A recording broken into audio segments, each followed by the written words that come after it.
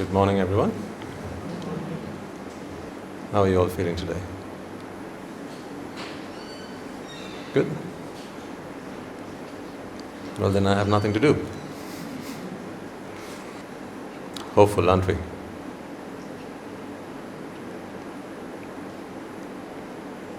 That today will make a difference in our lives.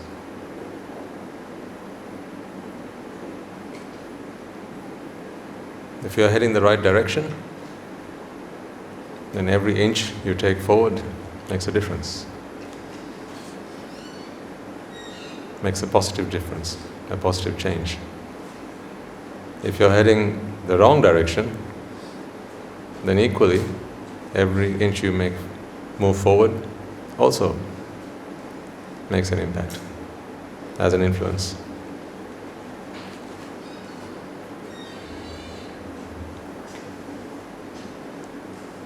Which one do you think is more important? The number of steps you take or moving in the right direction? Which one do you think is more important of these two? Move in the right direction, absolutely. Because he who moves in the right direction, however many or few steps he might take, if he's moving in the right direction, then eventually he gets to the desired destination. But if you're moving in the wrong direction, and if you take many steps a day, actually you're doing yourself a disservice, because every step you take is only going to take you away from the truth. This is why the path is very important. Which path? That is what matters. Which way are we heading? Do we have our bearings straight? These are the important questions. I remind you from time to time that our lives, until we came across the Buddha's teaching, is in itself, or our lives are in itself, evidence that it is not the number of steps we take that takes us to success, victory, happiness and joy.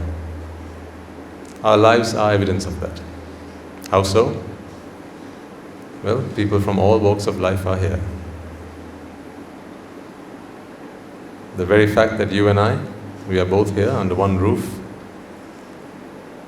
trying to now head in the same direction, is evidence that the path that we took until now, the direction that we headed until now, was somewhat off from the truth.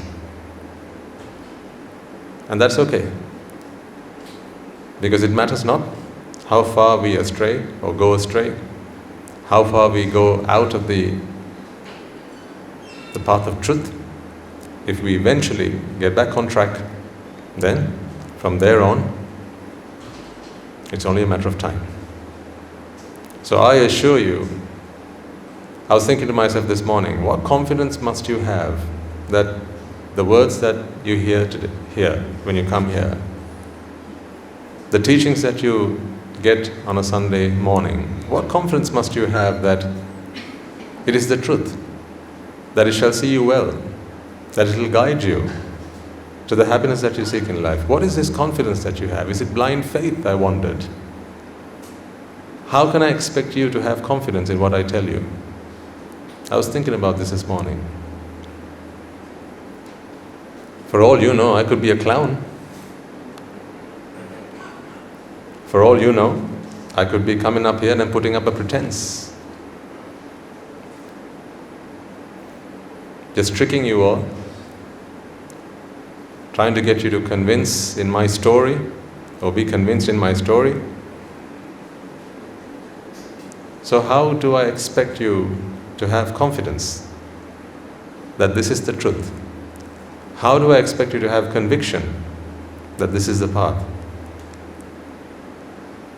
Now I found myself in the same boat. So I have an answer for you. How do you know that what Swamin Wahanse preaches to us, what he teaches us, what he shares with us, he puts up a good show, if I might say so myself. But how do we know that what he says is of any substance? Is this the real truth? Is this the real truth? How do we know this? Just as much as your lives are evidence that the path that you took until this moment, until you came across the Buddha's teaching, just as much as it is evidence that it was the wrong path, because you traveled far and wide, far and yonder, but happiness was forever one step ahead. You never achieved it, but you were always hopeful. That is the same way in which you shall realize that this is the true path. How so? As you start making progress on this path, you will begin to realize that you have ultimately found the answers that you were looking for. So, that is the conviction that I think you should all seek. Do you understand what I'm saying? It is not I who is going to give you evidence. Because I can share with you my story, I can share with you the joy that I experienced today, the bliss that fills my life today, but all of that is a personal experience, isn't it? How do you know that I'm not making all this up? How do you know that I'm not just giving you a tall tale? How do you know that? In the very same way that you have tested the theories of life until now. How is that? By living it. It is said that the path is made by walking. So, this path as well, your confidence in the Buddha's teaching will also arise in your mind as you start walking the path. This is why I'm keen to add, not to be in any haste. Sometimes people start listening to talks and the first thing they want to do is give up everything they have, give up and renounce their worldly lives, and they want to go into asceticism or become a monk and so on. I say let's not rush. Because if you rush now, you shall regret at leisure. And we've seen that happen so many times. It's not to rush, it's to take it one step at a time with understanding and comprehension. The most important thing, ladies and gentlemen, when you come for these talks, is to be open-minded. Be willing to consider an alternative. I think that is why you're here. As well as to bring your life here. By life I mean your life experiences. What you have learned, what you have gained as a human being, what you have experienced. Because you know that in your deepest, darkest moments, when you felt like you were alone and there was no one to guide you, no one to protect you, no one to guard you, in the moments that you felt ashamed, you had nowhere to go, nowhere to turn. Perhaps you had a close friend, a good friend who could lend a shoulder for you to cry on, but that was it. There was no one to share with you. How do you stop feeling sad in the first place? It's nice to have a good friend who's there when things don't go right, when you feel sad, isn't it? You call them a good friend. But here, we have noble friends. A noble friend is not someone who's there to lend you a hand when you are down or to give you a shoulder when you are crying. A noble friend is there to help you not fall in the first place and not feel sad and have to cry, not feel angry, not feel disappointed, frustrated and annoyed in the first place. So it's not about getting out of the lurch, it's about not falling into it in the first place. So how do you know that this is the truth? You'll have to walk it and see. That is how. Just as I did it, and others before me, you shall have to do it the same way. And others after you will also do it the same way. So only come here with that mindset. And that is the only invitation I can make to you. Because I shall never sit here and ask you to believe in me. Ladies and gentlemen, believe in me, for I say the truth. How can you trust me? How do you trust me? If I had borrowed some money from you and returned it, then perhaps you could have trusted me. He's a man who's true to his word. But how do you trust me? How do you trust a man in a robe? I could be a fake monk, couldn't I? I could be making all this up. So that's the point. Be open-minded, consider these points, but apply them into your lives. The most important thing of all, application. It is through application you will realize that if this is the truth, you will realize that this is the truth. If this is not the truth, then again, application will help you realize that this is not the truth. The Buddha was once asked, Venerable Sir, upon your passing, there will be many who will claim to be teaching the Buddha's doctrine. How is it that we will know that what they are saying is the truth? See, the same problem that we have today, they had many 1,000 years ago. And the Buddha had a wonderful answer to that. This is what he said. So, listen to this and remember it for the rest of your lives. He said, as you listen to these teachings, whoever it is who preaches, as you listen to them, and you take them on, you learn them, you comprehend them, you practice them, you apply them. When you start doing that, if you begin to realize for yourself, for whom? For yourself, that the fires of desire, don't you think desire is a fire? Have you not felt the fire of desire? Of course. The fires of aversion and the fires of delusion. When you experience personally that the fires of desire, aversion and delusion begin to subside, begin to extinguish, then you shall know that what you have listened to, what you have heard, what you have put into practice was the Buddha's teaching. There is no other way. Let's just say one day I perform a miracle here.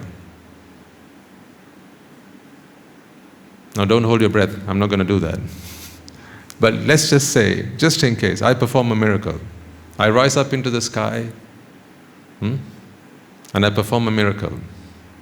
Are you now going to believe that what I am teaching is the Buddha's teaching? I ask you, are you? Hello? Are you? Don't. It's not the Buddha's teaching that helps one to perform miracles. His miracle is one and one alone, and that is the miracle of the extinguishing of desire, aversion and delusion. That is the Buddha's miracle. Yes, you will have heard he's performed the twin miracle. Fire out the one ear and water out the other. These days we've got technology. You can write a computer program to do that. So don't be fooled. Don't be tricked. Perhaps I might come here and give you a nice talk, a very soothing talk. Perhaps I might sweet talk you maybe. Are you now going to believe that what I'm teaching to you is the Buddha's teaching? Don't. Perhaps you'll see me go around house to house, helping people, maybe with my arms bow, offering people other things that I might have and I might share with them. Are you going to believe that I'm a Buddhist monk just because of that? And then whatever I preach from there on is the Buddha's teaching? Don't. So I remind you, ladies and gentlemen, there's only one way that you can verify. You may trust, but don't stop at trust. Verify. There's only one way that you can verify that this is the Buddha's teaching. And how is that? Through application. As you apply these teachings into your lives will enlighten. The load of desire the burden of aversion and the tangles of delusion will begin to fade away from your lives, and you will be able to live a happy life regardless and despite of whatever goes around you. That is the evidence. So always keep on the lookout for that. That is why this is always an introspective examination, not an extrospective. Look at yourself for evidence whether this is the right teaching. Just as when you go to a doctor with an ailment and you seek remedy and they give you some medicines, how do you know that it works for you? You take it and see whether you're cured, whether you feel better. That is how you know that the medicine works. That is how you have confidence in the doctor. Same principle applies. This is why it's very important that when you're here, you pay attention. It is very important that when you're here, you take on board what I say. I'm not saying take it by faith, not by blind faith certainly, but you take it on board, apply them. For that you have to be alert. You have to be awake. Let's say you're only awake for half the sermon, and the rest of the time you're asleep. What happens then? Time will pass, but you will not be cured. Because this medicine I can only feed through your ears. I can't put it through your mouth. It can only go in through your ears, and for that you have to be awake. I'm not suggesting that anyone falls asleep, I'm just saying. This is why, sometimes typically you see in a temple, usually people when they realize that it's time to retire from their worldly life, they come to the temple, far too old sometimes to stay awake, to stay upright, and then they'll sit down there and they'll just while away the hours, and the Swami Nwanse will be doing the preaching, but it's not going to make a modicum of change in their lives because the medicine is not getting in. Therefore, no change happens. And then perhaps sometimes when they pass away, that you bring the Kattariya, and he looks and says, oh, she's gone to the underworld. And then people start wondering, what was the point? My Achiyama, she was always in the temple. And see what happened to her? Useless. No point going to the temple. No point listening to the sermons. No point giving alms. What they don't realize is Achiyama was never awake in the sermon. So how could it have made any difference in her life? So the onus is on you. As the Buddha always says, I can only show you the path. You have to take up that advice and walk it. Right, so let's get cracking then. We have to discuss Nibbāna today, haven't we? The topic we've all been waiting for. Before we do that then, let us all take a moment to pay homage to the glorious one, the magnificent one, the amazing one, the unvanquished one, the undefeated one. He who is the teacher of 10,000 world systems, our Father, our Guide, our Master. And as we bring our palms together in veneration of His good name, let us also remind ourselves that this is a pledge, an oath of allegiance that we take upon ourselves to fulfill the path that He unfolded for us and attain the supreme bliss of Nibbāna. Namo tassa bhagavato arahato samma sambuddhassa. Namo tassa bhagavato arahato samma sambuddhassa. Namo tassa bhagavato arahato samma sambuddhassa. Do you remember what we discussed last week? Do you remember being here last week? A week is a very long period of time, isn't it? How do you remember what you learned last week? That was 7 long days ago. Life has inflicted its insults on you, all the ups and downs and the rat race of your life. How do you expect someone to remember what they learned a week ago? Was it you who was here last week? Was it? You sure? Well, that's what we are trying to find out. So if I recall, and correct me if I'm wrong, we came to the agreement that there are two elements here that we need to study: the mind and the body. So I think I asked you the question, who are you? And then I quickly replaced that question with what? What did I replace it with? What are you? Yeah? Let's come back to the question of who are you later. That is important, yes, absolutely. Who am I? That's important. You might identify yourself by the name that is given to you, but that is just one aspect. And besides, that was a name that was given to you. What if they got you the wrong name? No, seriously, what if they gave you the wrong name? Have you never felt that way? Why do some people change their names? I did.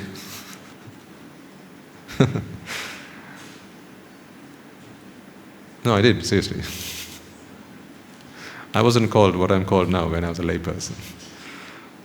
But even as a layperson, right, sometimes people change their names, don't they?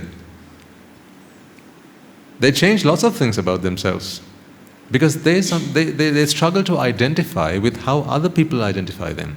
Meaning, they don't feel at one with who they are.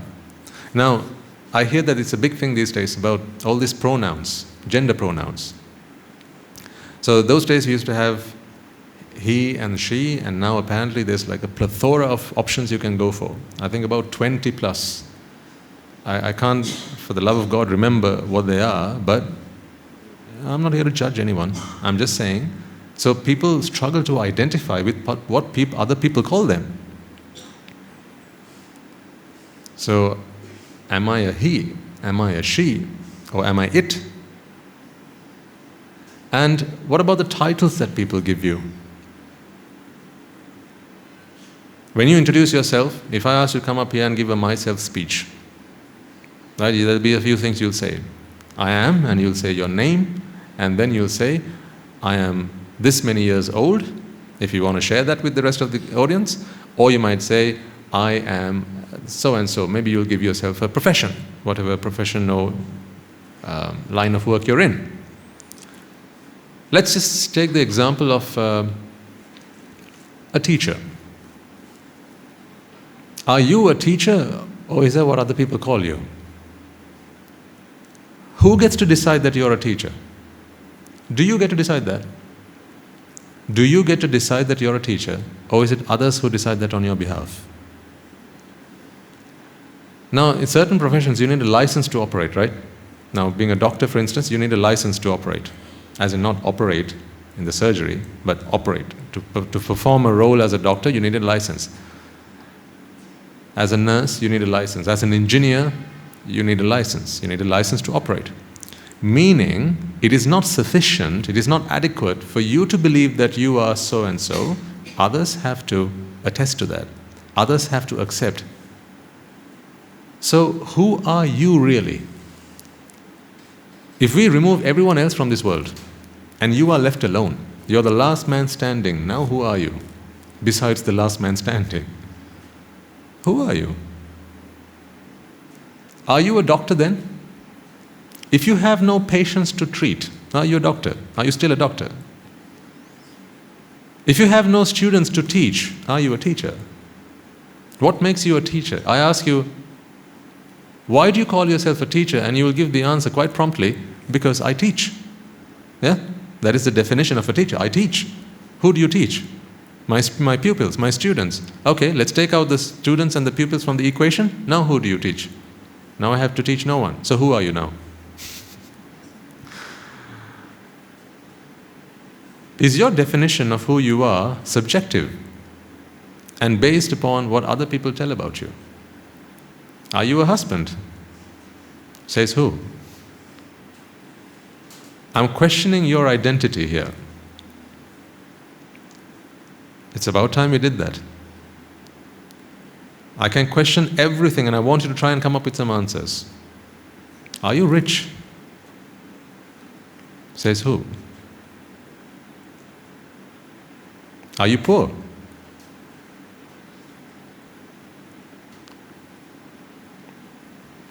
If you are poor, why do you say you're poor?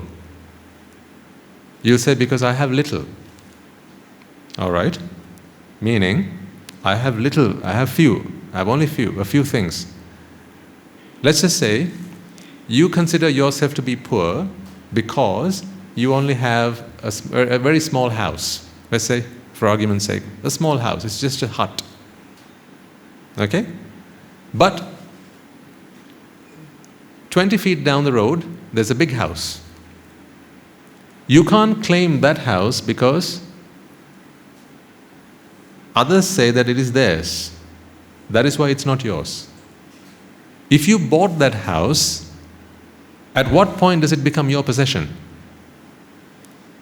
Let me give you a simpler example. Let's all go to the store. We are going to do some grocery shopping, all right? You got some money in your pocket and you go to the grocery store. Let's say you want to buy a sack of potatoes. Right? You go to the store, Mudalali Mahatya. And Mudalali Mahatya comes forward. Mahatya, what do you want? I would like to buy some potatoes. Do you have some? And Mudalali Mahatya says, of course. Let me go and get that for you. How much would you like, sir? I'll have 1.5 kilos, please. So he goes to the back of the store, puts it in a bag, a sack, and brings it to you and puts it on the table. And now what happens? Now, you take your wallet out of your pocket, you ask him, how much for the potatoes? I don't know, how much is a kilo of potatoes these days? 50,000?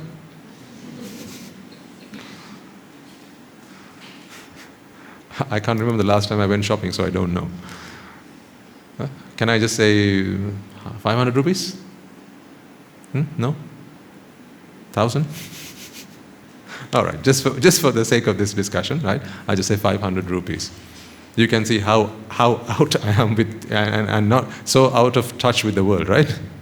And here Swami Nonsa comes and says, I understand where you're coming from, I understand who you are, right? I haven't fallen out of the sky, and he doesn't even know the price of a sack of potatoes.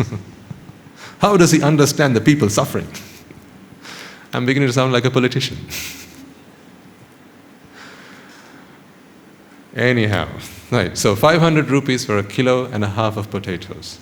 So you count the money out of your wallet and you hand it over to him and he gives you the bag of potatoes. At this point, are you not free to walk out of the store with the bag of potatoes? If you picked it up, right, and walked out of the store with it, do you think someone's going to stop you? Do you think anyone's going to stop you? Do you? No. But what if you didn't place the money on the table and then attempted to walk out? Then what's going to happen? Someone's going to stop you. I'm actually coming to a very important point here.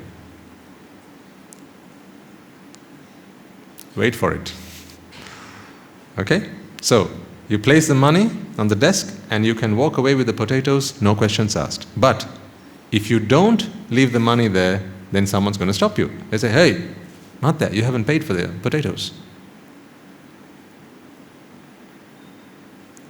Who owns the potatoes? Before and after. Before you place the money on the table, who owns the potatoes? Mudalali. After you put the money on the table, now who owns the potatoes? You own the potatoes. Do the potatoes know this?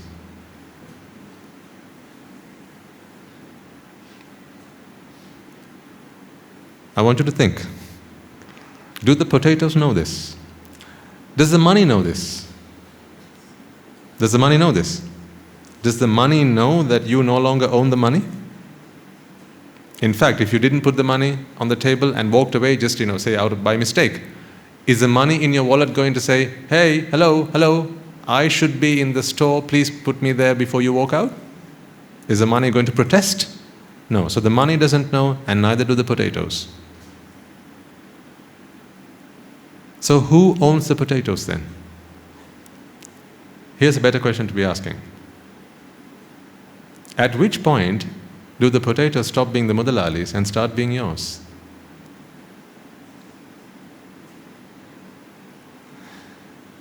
The store might have a board outside that says, potatoes for sale. I suggest that we change that name to something like this. 1 kilo of potatoes, 500 rupees. Beneath that, it should say this: if you will come and put 500 rupees on my desk, I will change my mind, my opinion, my belief that these potatoes belong to me, and I will accept that these potatoes belong to you. To explain further, if you will accept and believe, if you will believe that 500 rupees is no longer yours, I will believe that these potatoes are no longer mine. So what really exchanged there? Who owns the potatoes? I'm talking about the potatoes. Who owns the potatoes? No one. It is merely a perception. Ownership is merely a perception. That is why you can walk out with, say, you ask for a kilo of potatoes, but Mudalali brings you 2 kilos of potatoes, and by mistake, he forgets to count the money. You want to give him 500, whereas you should have given him, say, 1,000 rupees. You want to give him 500, but he forgets to count the money, right? And you walk out with the 2 kilos. No one protests. No one knows. The potatoes don't protest, and the money doesn't protest. Meaning, ownership is not in the object. It is merely a perception. That is why you can walk out with it and no one's going to ask a question. But if you don't put the money on the table, now people are going to start asking questions, because it is not the potatoes that he sells to you for 500 rupees. It is not a kilo of potatoes that he sells to you. Here's what he does for 500 rupees, not the selling. He changes his mind. He changes his mind of the opinion that the potatoes belongs to him. And he changes his mind to the opinion that the potatoes now belong to you. Therefore, you can walk out with it. So what is selling then? What is buying and selling when you put it under the microscope? Is it an exchange of value, or is it simply an exchange of opinion? What do you think? So this is why I come back to the original question. Who are you? Are you merely the collective opinion of the people who live around you? Is that who you are?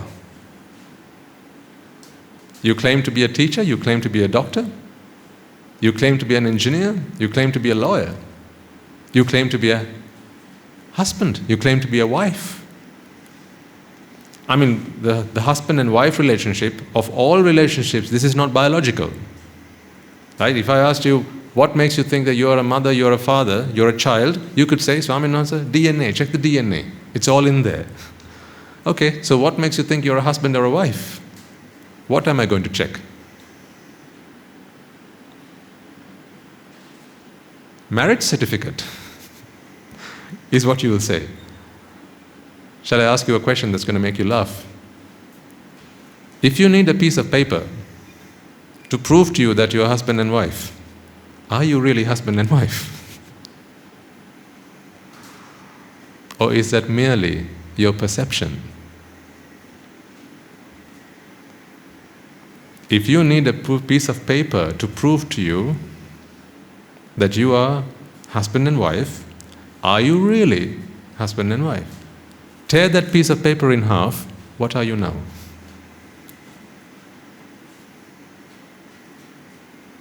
Is that not why when you go places you have to introduce someone as your husband and as your wife? Because it is not obvious, is it? Others don't see that. Others don't perceive that until you drop that piece of knowledge into their heads. Meaning, that is not your wife. You think it is your wife. And she thinks you are her husband. Fortunately. Now the two of you can live happily as husband and wife. This is food for thought. I want you to think about these things, because I'm actually leading you up to a very profound truth, but I need to build the foundation up first. So I'm explaining to you things that you can relate to and make sense of in a worldly sense. But this is leading on to something much, much, much bigger than this. In fact, I'm going to get you to question your very identity of self. Are you who you are, or are you who you think you are?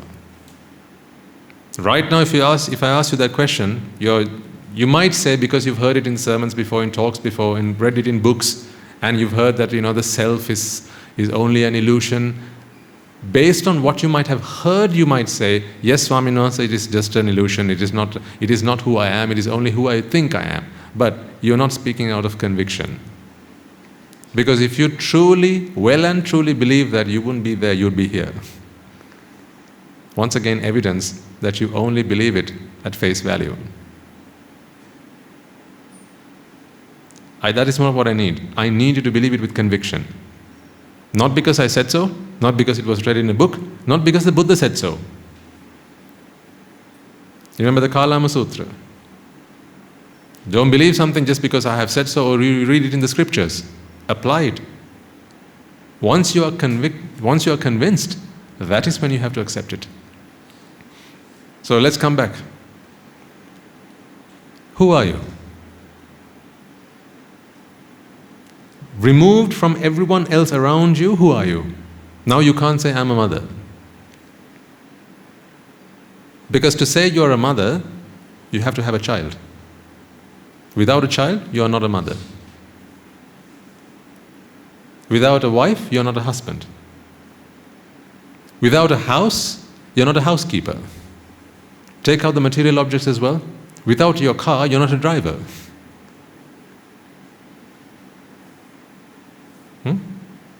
Without your patients, you're not a doctor. So who are you then?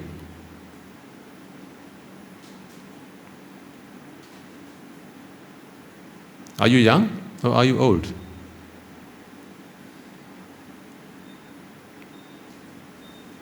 Who decides that? Again, you will feel, no, Swaminatha, but that is biological.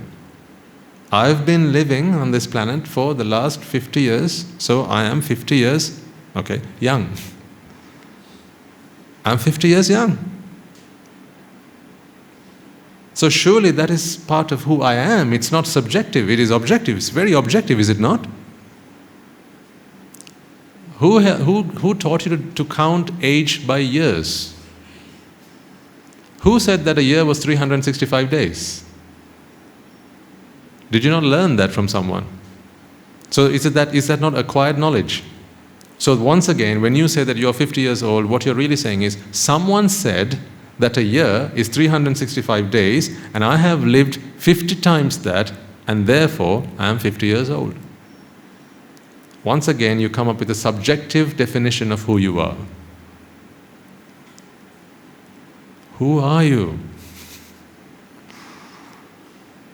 Honestly, who are you? Where do we all come from? Where do we all belong? Who are you? How would you identify yourself, unrelated, unconnected to anything around you? Just imagine you are here alone. Remove everyone else in your mind. Just remove everyone else from this room. Right? Remove yourself from your family, mentally. Remove yourself from your colleagues, your friends, and every other person that you know of. Now you are alone. Just you. Who are you? And you have to prove it when I ask you. Whatever answer you give, you have to prove it. Can you now? Can you prove who you are without speaking about your relations and connections to others? Can you? You'll say, Swaminatha, but I can say where I live. Surely that is part of who I am. I live in Rajagiriya. Who decided that this place was going to be called Rajagiriya? Who decided where the boundary was? Someone else did. So what makes you think that you live in Rajagiriya? If another country invades us and they take over our land, they're going to erase all these boundaries and they're probably going to name this something else. So you're no longer in Rajagiriya then. So who gets to decide that you're in Rajagiriya? See how subjectively we've been defining ourselves. The reason for that is you don't know who you are. It is because we don't identify who we are by ourselves, we now seek for support from things around us. What is black? What is black? You'll say, what is not white? What is wet? That which is not dry. What is hot? That which is not cool. So what is cool? That which is not hot. If ever you have to define yourself subjectively, the reason for that is you haven't identified who you are. Because once you identify who you are, you no longer have to identify yourself, define yourself using things around you or people around you. That is what I'm going to help you do now. Remember, the Buddha speaks of two truths. He speaks of conventional truths and he speaks of absolute truths. You know, the fact that you're a mother, you're a father, you're a husband, you're a wife, you're a teacher, yes, they are true, but only conventionally. What is the meaning of a convention? People come together and they agree on something. That is a convention. What is the meaning of absolute? It is not subjective. With or without others' opinion, with or without others' beliefs and thoughts, that is what you are, and that is an absolute truth. So, do you recall, if you've done any reading or studying of Buddhist teachings, the Buddha speaks of four absolute truths. He speaks of the Chitta, he speaks of the Chaitasika, he speaks of the Rupa, and he speaks of Nibbāna. That is a bit of Abhidhamma. Don't get too bogged down with it. Basically, the stuff that we talked about last week. Chitta, Chaitasika, Rupa, and Nibbāna. Don't worry, this is not going to be an Abhidhamma lesson. Chitta and Chaitasika, let's combine them together and refer to it as the mind. Fair enough? The mind. Rupa, let's for the time being refer to it as the bodies that you have brought here. This body that you carry around with you. So now we have Chitta, Chaitasika, and we have Rupa. And finally we have Nibbāna. What is Nibbāna? It was a question that we asked last week. Now we are beginning to define yourself as an absolute truth. Because when we define yourself as an absolute truth, it matters not what other people call you or what other people think you are. See, you don't have Chitta, Chaitasika, Rupa, Nibbāna and teacher, or mother, or father, or brother, or sister, husband or wife. You don't have any of these things. Because those are subjective definitions. The definitions that I spoke out a moment ago, Chitta, Chaitasika, Rupa and Nibbāna, they are absolute definitions, meaning you are that. And you don't need any supporting evidence from anybody else for that. Does that make sense so far? Right, let's put on the board what we drew last week.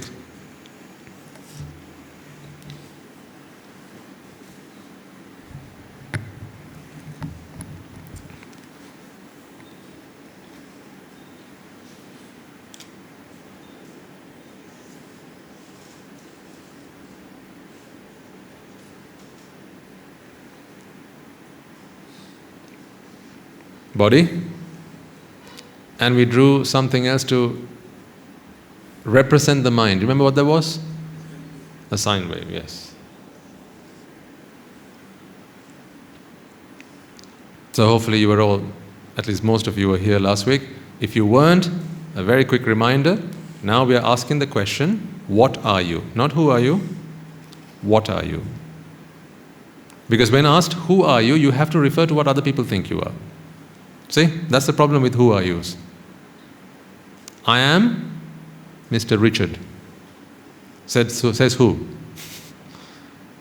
Says a piece of paper. Without that paper, you are not Mr. Richard.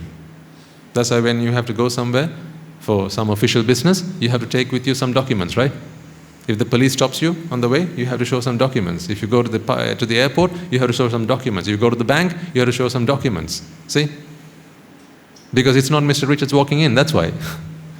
If you were Mr. Richards, then they wouldn't have to ask you for evidence. The fact that they're asking you for evidence means it is a convention that you are Mr. Richard. Make sense? All right. So we have body, and we have mind. How many minds do you have? I think we briefly touched on this last week. Don't you say, I'm in two minds about it? So how many of these do you have at one time? Maybe one like this, one like this. All over the place? Do you have minds going on all over the place? It feels like that sometimes, doesn't it? When you can't make your mind up about something.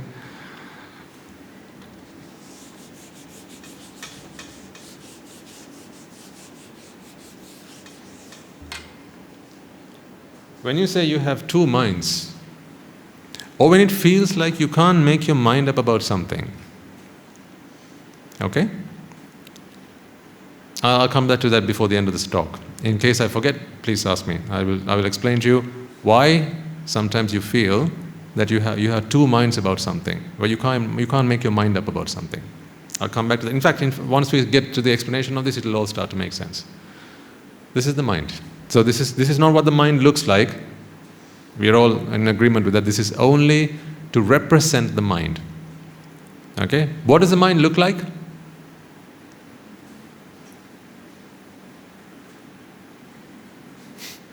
What does it look like? You can't give it a shape because it's just an energy. The energy to think is the mind. What is the energy to heat? Heat energy. The energy to light up? Light energy. The energy to vibrate? Vibrational energy. The energy to do something? Potential energy. The energy to move? Kinetic energy. So the energy to think is the mind. I'm using things you know to try and explain something that you may or may not know. So what is the mind then? The energy to think. How do you know that there's a mind somewhere? Now, take this for instance. Of course you can see the body. There's a body here. Does it have a mind? Is there a mind in here? How do you know? How do you know that there's a mind in there? Inside this thing that you brought here. How do you know there's a mind there? Because you can think. What makes you think this can't think? Why do you think this can't think? Did you try asking it? Here's how you know that you can think. Okay? You seem to have the power of will. Don't you? If, for instance, you wanted to stand up, you can. If you want to sit down, you can. If you want to put your hand up, you can. Isn't that how you know you have the power of, you have a mind there? Because what you think, you can do. Yeah? So why do you say that the dead body is dead? Why is a dead body dead? Because is it the body that you say is dead? When someone falls dead, okay, why do you say it is dead? Oh, she is dead, he is dead, whatever, it is dead, your dog is dead. Why do you say it's dead? What does it not have that it had before? A leg? An arm? No, what?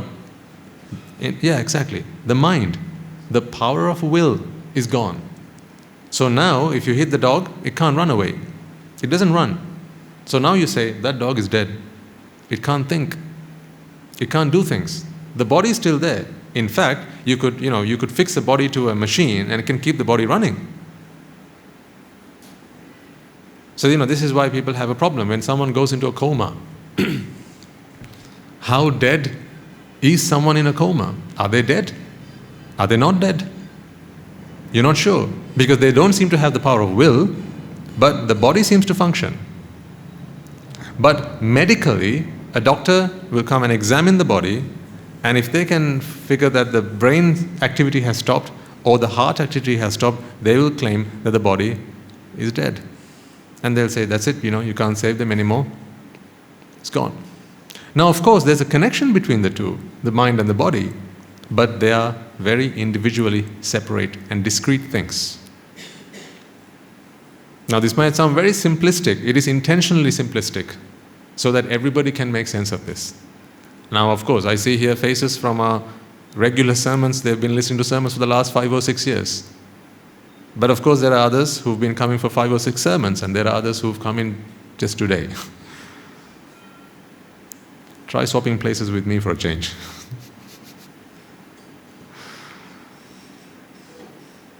Because I've come here for everyone. So I have to, as someone who's trying to deliver a talk, I need to ensure that all of you walk away with at least something. So if I start delving into the deep, profound concepts all of a sudden, or right at the start, then a few people will just be like, make no sense. We don't want that. I want everyone to get something out of today. I know everyone will not get everything out of today, and that's okay. Because that is why we do another talk next week, and then talk again the week after. If I'm not here, someone else will be here. Don't you worry about that. The Mahasangha will fulfill their duty. You need to fulfill your duty to yourself by bringing yourself here. Right, come back to the topic. Body and mind. There's a reason I represented this like a sine wave. Because it has the characteristic of an arising and passing away. Do you see that? Arising and passing away. In fact, I could stop it there. Arising and passing away. Let's draw another. And another. What you see I have drawn on the board here, ladies and gentlemen, are 3 graphical representations of mind moments, also called chittas. Now, please don't get worried or concerned about these words. Chitta, my God, he said a Pali word. Don't get worried about that. There may be some among you who are professors in Pali, but there may be others for whom Pali is like, nah, don't give me that. I'm only making references for those who may know and have heard some of this. Perhaps some of you have done some study in Buddhist teachings. But let's just call it the mind. Keep it simple. This is the mind. Or a thought moment. Shall we agree on a thought moment? I might use these words interchangeably. The mind, a thought moment. Why do I call it a thought moment? A thought in a moment, a thought moment. Here's one thought moment, here's another, here's another.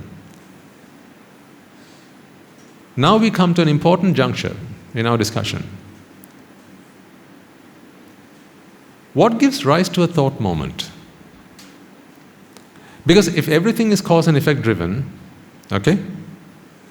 If everything is cause and effect driven, what is it that triggers a thought moment? Why is it that a dead body does not have a thought? Why does a dead body why does it not have thoughts? Why does it not have willpower? Why does it not have a mind? What is it that's not happening there that is happening here with you? That's a question to ponder. Let's try and find some answers. For that, we need to get into understanding how a thought arises. Let's try and figure out how a thought arises. And once again, I'm going to help you learn this very practically. I love it when things are made very practical rather than theoretical. In fact, it's been too theoretical so far, in my opinion. I don't like it. This is very theoretical. I like it practical. Like, let's bring it to the practical world. All right, what is this? What is this? A pen. Why is it I put this in front of a dead body and I get no answer, but I put it in front of you and I get an answer? We briefly touched on this last week. This is just a reminder. I put this in front of you, I ask a question. In fact, I don't even need to ask a question. If I show you this, in your minds, you've already identified this object and you know what it's called, right? So much so that you know the next question I'm going to ask you is, what is it? See, let me prove it. Even before I ask the question, you know what I'm going to ask you now. What is it? See how quick you are? You have willpower. You think that you can think. Shall I say that again? You think that you can think. So what is this? It's a pen. This is an input into that machine there. There's a processing that goes on and comes an output. Out comes the output that says pen. What has just happened in that machine?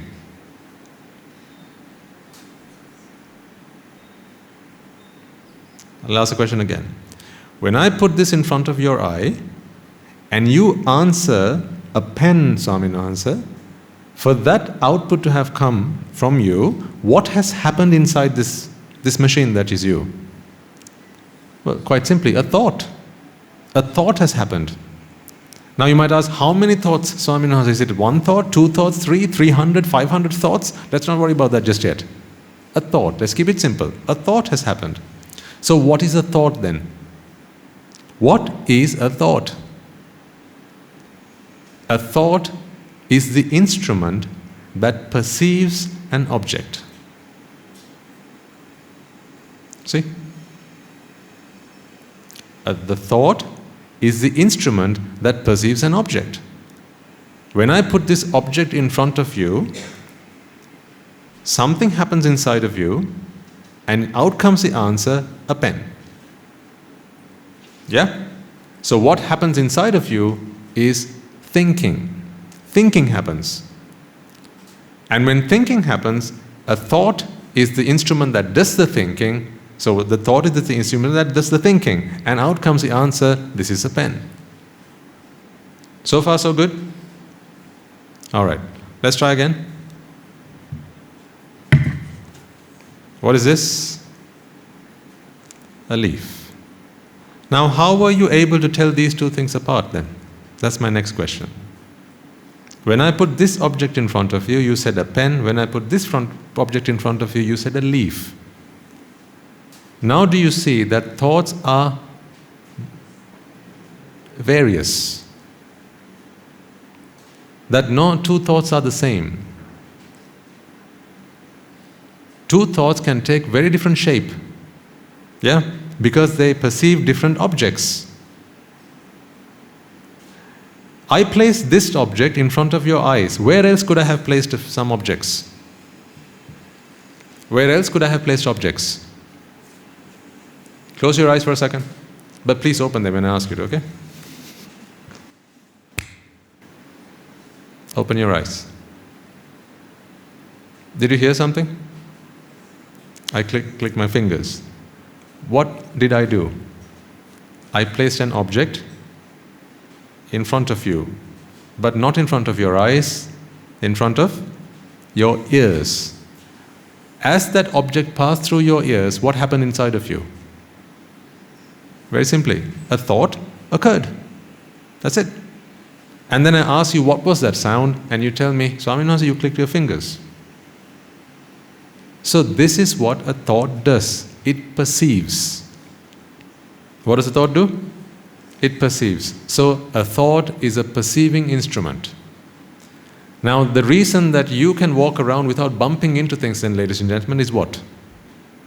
How come this body can move around without bumping into things? Because there's something that's going on inside. And what is that? Thinking goes on. The mind goes on. It is minding things. You've heard the saying, or no, it's not the saying, the announcements, they go all the time on the tube. Please mind the gap between the train and the platform. What are they saying? Mind the gap. Meaning, there's a gap, perceive the gap. Because what happens if you don't perceive the gap? That's where you put your leg. right? And you get into all sorts of problems. So please mind the gap between the train and the platform, they say. This is what the mind does. Now I want you to start to think of the mind as a thing that does something. What is a clock?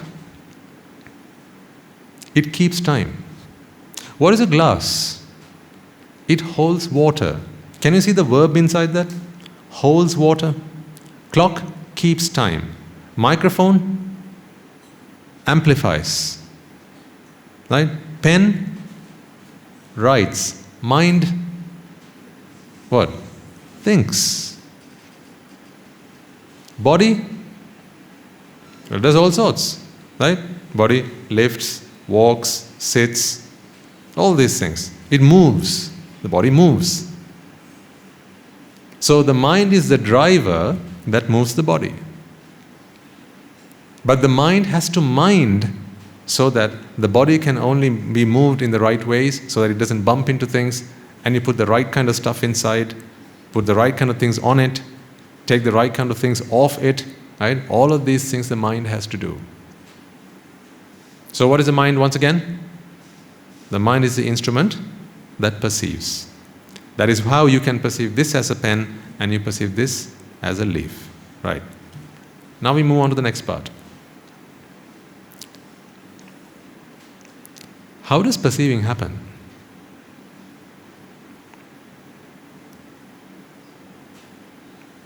This is the mind, so much so that you know now, when I place an object in front of the mind, you have the 5 senses.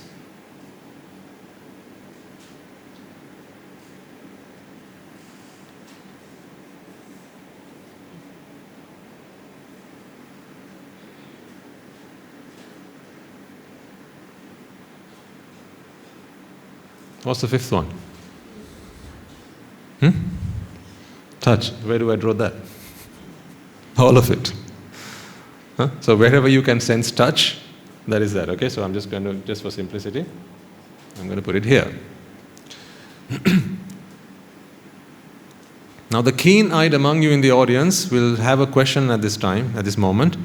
But Swami Mahansa, what about what happened yesterday? I can think about that as well. What happened yesterday, I think about now, and that's not coming through my eyes or ears or nose or tongue or my body. Where's that coming from? So we have the 6th sense organ. That is the mind itself. When the eyes, ears, nose, tongue and the body are not doing what they're supposed to be doing, the mind can go into self-sufficient mode. So the mind can think thoughts on its own. That is how you can plan for the future. What are you going to be doing on this afternoon? Look and tell. Can you? Can you hear and tell me what you're going to be doing this afternoon? Can you? Can you touch and tell me? No. So how are you going to tell me what you're going to do this afternoon? You're going to think and tell. Where's that coming from? None of these sense organs are going to bring you that input. So it has to come from the mind itself. But for the mind to be able to do this, the mind has a trusted aid. It's called the memory. Now soon enough you'll have a question. Where is that memory bank, Swami? Is it a chip somewhere? Is it in the brain? Which part of the brain is it? So if you have a bigger brain, do you have a bigger memory? Or smaller brain, smaller memory? That question I'm going to answer on another day. Because if we get into that right now, I'll have to remind you of the analogy of the poisoned arrow. Remember the poisoned arrow from last week? Yeah? Our first question is not, where is it made? How do we get the arrow out? Because the poison is seeping through your body. However, I'm going to represent the mind just let's say somewhere around here. Okay? So this is the mind box. And inside here you have those sine waves going up and down. Okay? The only reason I draw it here, well, there are 2 reasons. One, many scriptures talk about it in that way. But 2, when you feel hurt, you feel like it's there, don't you? He hurt my heart. she hurt my feelings. You say, she hurt my feelings, and you go like this, my feelings. So all your feelings are in here then. What about this? Is that not a feeling? All my feelings are here. So when I put it up here, you don't challenge that. Right? So to make my job easier, partly, I just put it here for the time being. All right? So the mind arises and passes away. We have the 5 organs, the sense organs, and you have a 6th one. It dips into memory. So I'm going to draw a memory like this, a speech bubble or something. These are all the things that you have seen earlier, you've heard earlier, you've tasted earlier, you've smelled earlier, and you've touched earlier, and you thought earlier. That's what goes into memory. You can't bring from memory something that you've never thought, or you've never seen, you've never heard. You can't bring from memory something you've never experienced. You have to have experienced it previously. Then you ask me, but then Swaminatha, how come you can imagine something you've never seen before? See how good I am? I ask the questions before you ask them, and I try and answer them myself. I'm a glutton for punishment.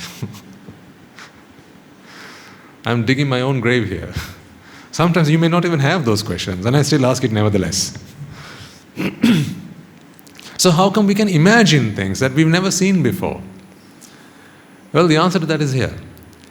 You might imagine things that you think you're imagining things you've never seen before because you're imagining the whole picture. But if you broke it down into its elements, it's all made of stuff that you've seen before. The basic elements that make the bigger thing are things you've seen before. The colors, the shapes, the structures. Right? So if I ask you to go and imagine a building, they say, when they build the Burj Khalifa, it says, imagine the Burj Khalifa before you built it. You imagine before you build it.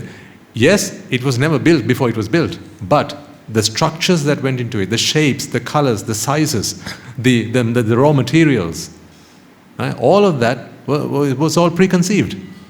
So really, we never reinvent the wheel. We make use of things we already know, and then we imagine the new. That's what we do. So whenever we go into memory, we bring in things that have already been dropped in there, but having taken that, we construct it and we rearrange it and bring up something brand new. That's how it works. It's like, when you have children. You have DNA, the other party has DNA, and the two DNA, when come together, creates a new combination of DNA. That probably has never arisen before, but it's a new combination of stuff that is preconceived. It was there earlier. That's the way it works. So there's that. Now we have all of these sense organs. Their purpose, ladies and gentlemen, is to feed the mind. In fact, if I ask the question, why do you have eyes? Why do you have eyes? You say what? To see. Who wants to see? Do you think your eyes want to see? Which part of you wishes to see? Go on. Your mind. It is the mind that wishes to see. Which part of you wishes to hear? The mind again, right? In fact, just to prove the point to you again, if it was the eyes that wanted to see, the eyes would never see. And here's why. Because the more you use it, the more it wears out. Yeah? The more you use something, the more it wears out. Like a light bulb. Right? If the light bulb was only switched on when the light bulb wanted to be on, it would never be on.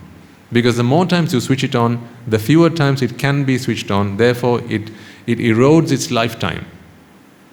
So, if your eyes only saw what the eyes wanted to see, chances are it'll probably most of the time just be shut, because the eyes don't want to see anything.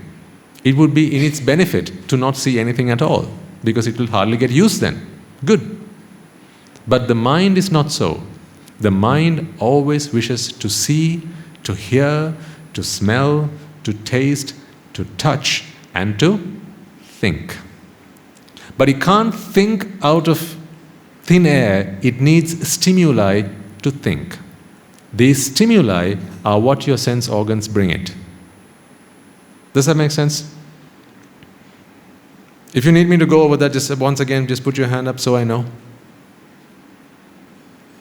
All right, 1 or 2 hands going up. What we're talking about is the body and the mind. And we are trying to understand what the mind is. The mind is the instrument that perceives. Okay? So now we're trying to establish what is it that it perceives. Why does the mind come into being? Why does a thought moment arise? It perceives the stimuli that it receives. Like an octopus.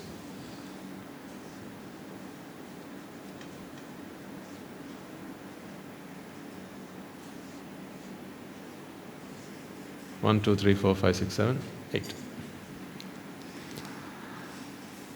How do you stimulate this octopus? By stimulating one of its tentacles. Right? If you were to touch one of these tentacles, a signal would pass through it to whatever physiology that this octopus has, and it learns that something's going on in its environment. So really, you simply perceive the environment in which you're in. That's what you do. That is what you are. You keep on perceiving the environment in which you're in. So the mind perceives the environment in which it is in. So what is this environment that it is in? The sights, the sounds.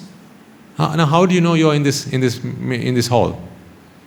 How do you know that you are in this hall? Sights, sounds, smell, taste, touch. Oh, and memory. You've been here before. So you know this is the front and that is the back. You know this is the left, this is the right. You know this is the Swami Wahanse. Remember the first day you came in here? If you've never been in here before, did you know which door was the entrance? This door or that door? But now you do, because now you have memory. That's how it works. Did you know where to park your car the first day you came? If it was the first time you came to the school, you probably didn't. So you asked someone, where do I park the car? And then they pointed you. And so you went there, you parked. Now you have your memory to recall, so therefore you don't have to keep asking people that. So what does the mind do again? It perceives the environment in which it is in. And what is the environment composed of? Sights, sounds, smells, taste, touch. And if all of those fail, you still have thought that is self-generative. It can bring its own thoughts up. These are called objects. Okay, so collectively we call them objects. In the Pali, it is called arammana. In Sinhalese, we call it aramuna. Simple. No, don't go to Pali, Swami Nansa. Come back to English. Some people have a Pali phobia. It's not so bad, don't you worry. It's not so bad. Alright, so we perceive objects. Who perceives objects? Who perceives objects? The mind perceives objects. Right, let's move forward. Let's walk through one of these sense organs from start to end. Okay?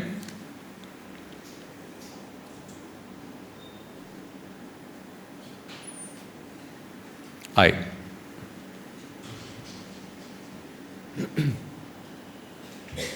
Usually I have to put labels next to my drawings for obvious reasons.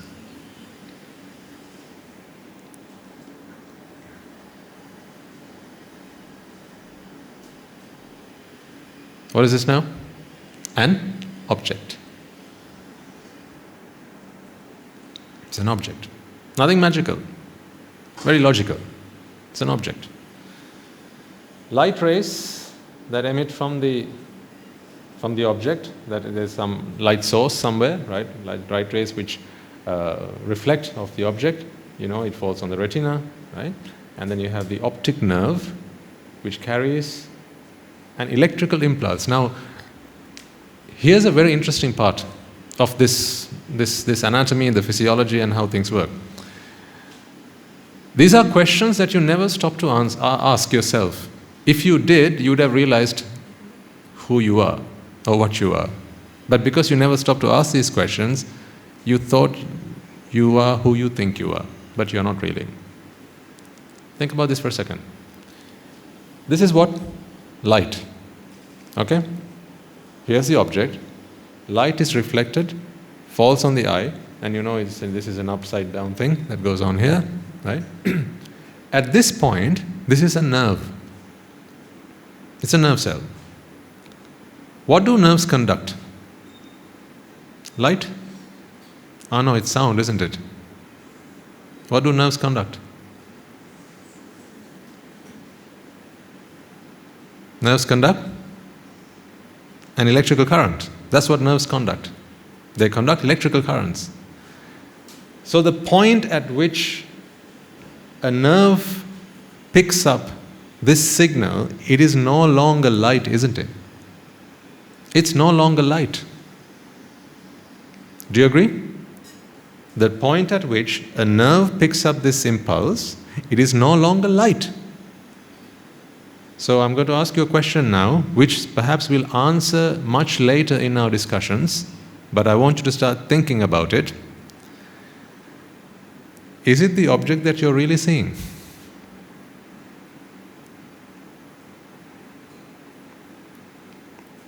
To see the object, you need light. Yeah? Because light is what helps you see. Where's the light after this? Where's light? There's no longer light. What's there? An electrical current. So are you seeing electrical currents then? Is this an electrical current? Are you seeing what you think you're seeing? This is a bit deep, but a bit heavy. That's why I need you to pay attention. Okay? But I'll break it down. I'll say this as many times as is required. But this is the profound teaching which will help you to understand what you are. Because so far you think you are whatever name you give yourself, and you are a self. Soon enough you'll begin to understand that you are really nobody. You're just a process.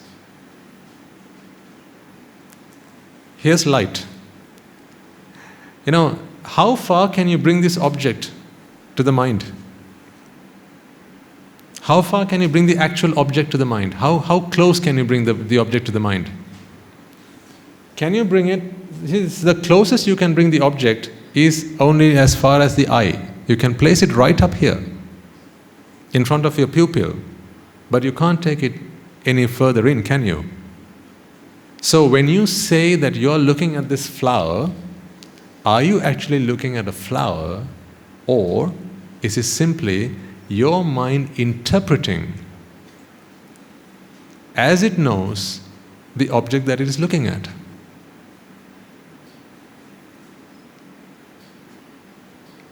Are you seeing a flower, or are you just interpreting it as a flower? Think about it. Let me continue this journey just a little bit further. Here's the optic nerve.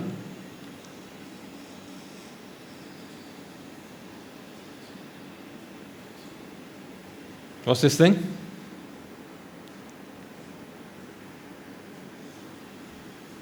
Come on, most of you have one.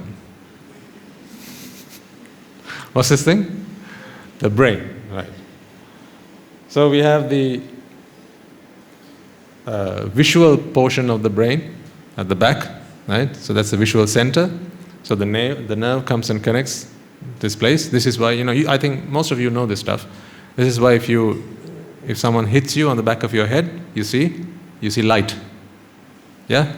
So see, if you can see light just by hitting the back of your head, do you need light to come through your eyes then? Think about this before you answer.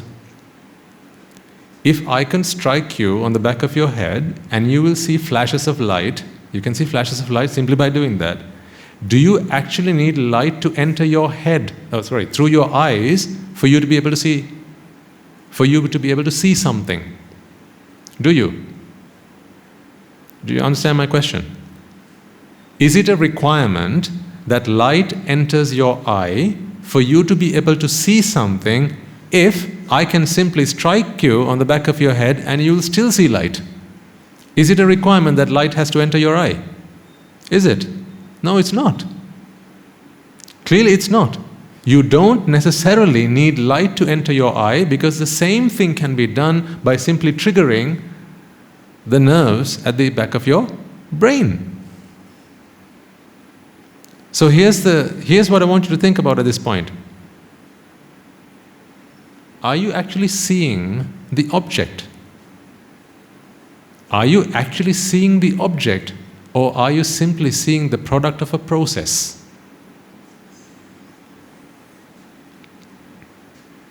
This is too deep. I can go back a few steps.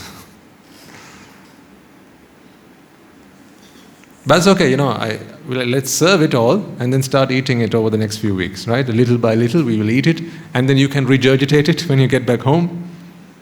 Right? I've always asked you to, have a little discussion with your family, at least, on your way back home, as you're driving down, what was that rubbish that Swaminathan went on about? He said, I can't even see.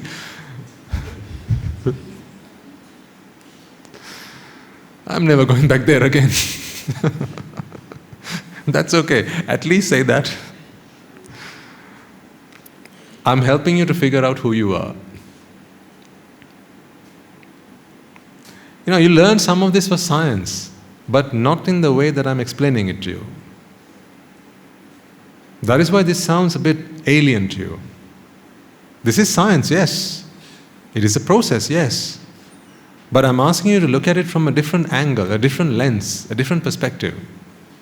Ultimately, I'm going to bring it down, I'm going to distill it down to the point where you begin to question your very own identity. Am I who I think I am? It's going to get there eventually, but let's not worry about that just yet.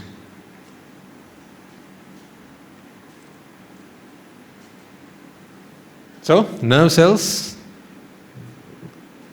bring the message to the optic center, and from there on the brain picks it up, and now the brain starts working. Now, so you might ask a question, and it'd be a very valid question. Swaminathan, if we are talking about the mind, what's the connection to the brain? Why are we talking about the brain? The brain has a very intricate connection with the mind. I'll give you a very simple example of that. So I'm bringing bits and pieces from everywhere as we make this journey forward. Okay, so from time to time, like on the trip to Nuwara, right? You stop by some place, you get off, you go and see, the waterfall, and then you carry on again. You stop for a cup of tea, look at the scenery, and you get back into the car. That's how you make that journey, right? The same way, as we make our journey to our destination, from time to time, we will get out of the car, go and have a bit of a walk, enjoy the scenery, take a few pictures, and get back into the car and carry on. Makes the journey worthwhile, doesn't it? So you can enjoy. You're taking the scenic route, if you like. This is the scenic route. I was going to say, I can't remember what I was going to say now. What was I going to say? How do you know, right? I didn't say it. I was going to say, I was going to give you an example. Yes. I remember. Before I forget. I was going to explain to you that the connection between the brain and the mind. Have you ever seen someone who's drunk? Have you ever been or seen someone who's drunk? Why are some of you looking down? Come on, look up and answer.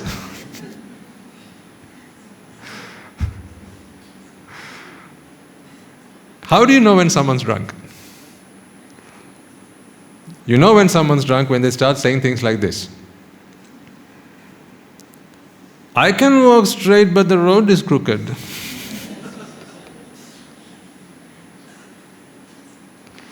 That's when you know they're drunk.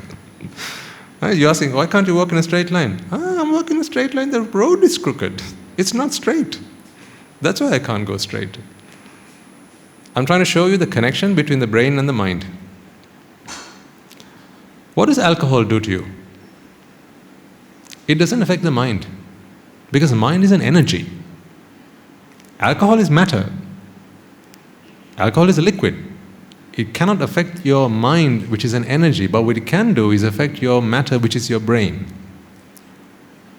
So when you put alcohol into your body, it gets into your blood system and it travels to your brain, this wonderful organ that it is, and it starts changing the chemical balance.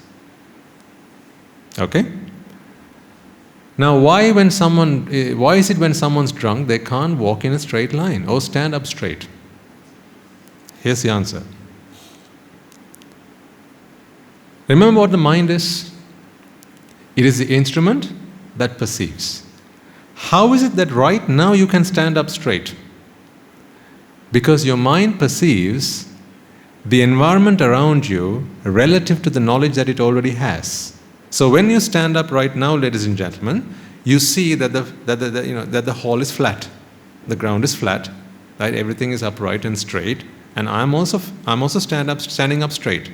This is why you stop when you are upright.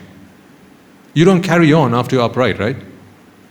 As you try to stand up, right? The first movement you make, of course, if you are sat down, you bend perhaps your body forward, to get the to pick up the what's the word? To get the motion up and running, right? So to get the impetus, you stand up, you bend your back forward, right? And then you move your legs forward perhaps, or your legs backward, and you hold the armrests, and you push yourself up. At that point, you are something like this. So if this is the chair, you do something like this to stand up. Once stood up, you stop at this point. So what was like this before, right? As you make yourself upright, you stop at this point, don't you? And you know that is upright. You don't carry on after that, do you? And go bending backwards, wanting to stand up. You don't do that. Why do you not do that? You're a machine. Think of yourself as a computer. Why does the body stop at this point? Because the mind stops at that point. What the mind knows is this. The mind knows that I am now upright. Because it checks its environment, it sees that the floor is flat, right? And there's a liquid on the insides of your ears that says you are now level. Right? And this is part of your biology that you will have learned at school, right? Your ears, there's a liquid in there that helps support maintaining that steady balance. So here's what happens when you take alcohol. Now this is where, say, your ear is, and where you have the liquid.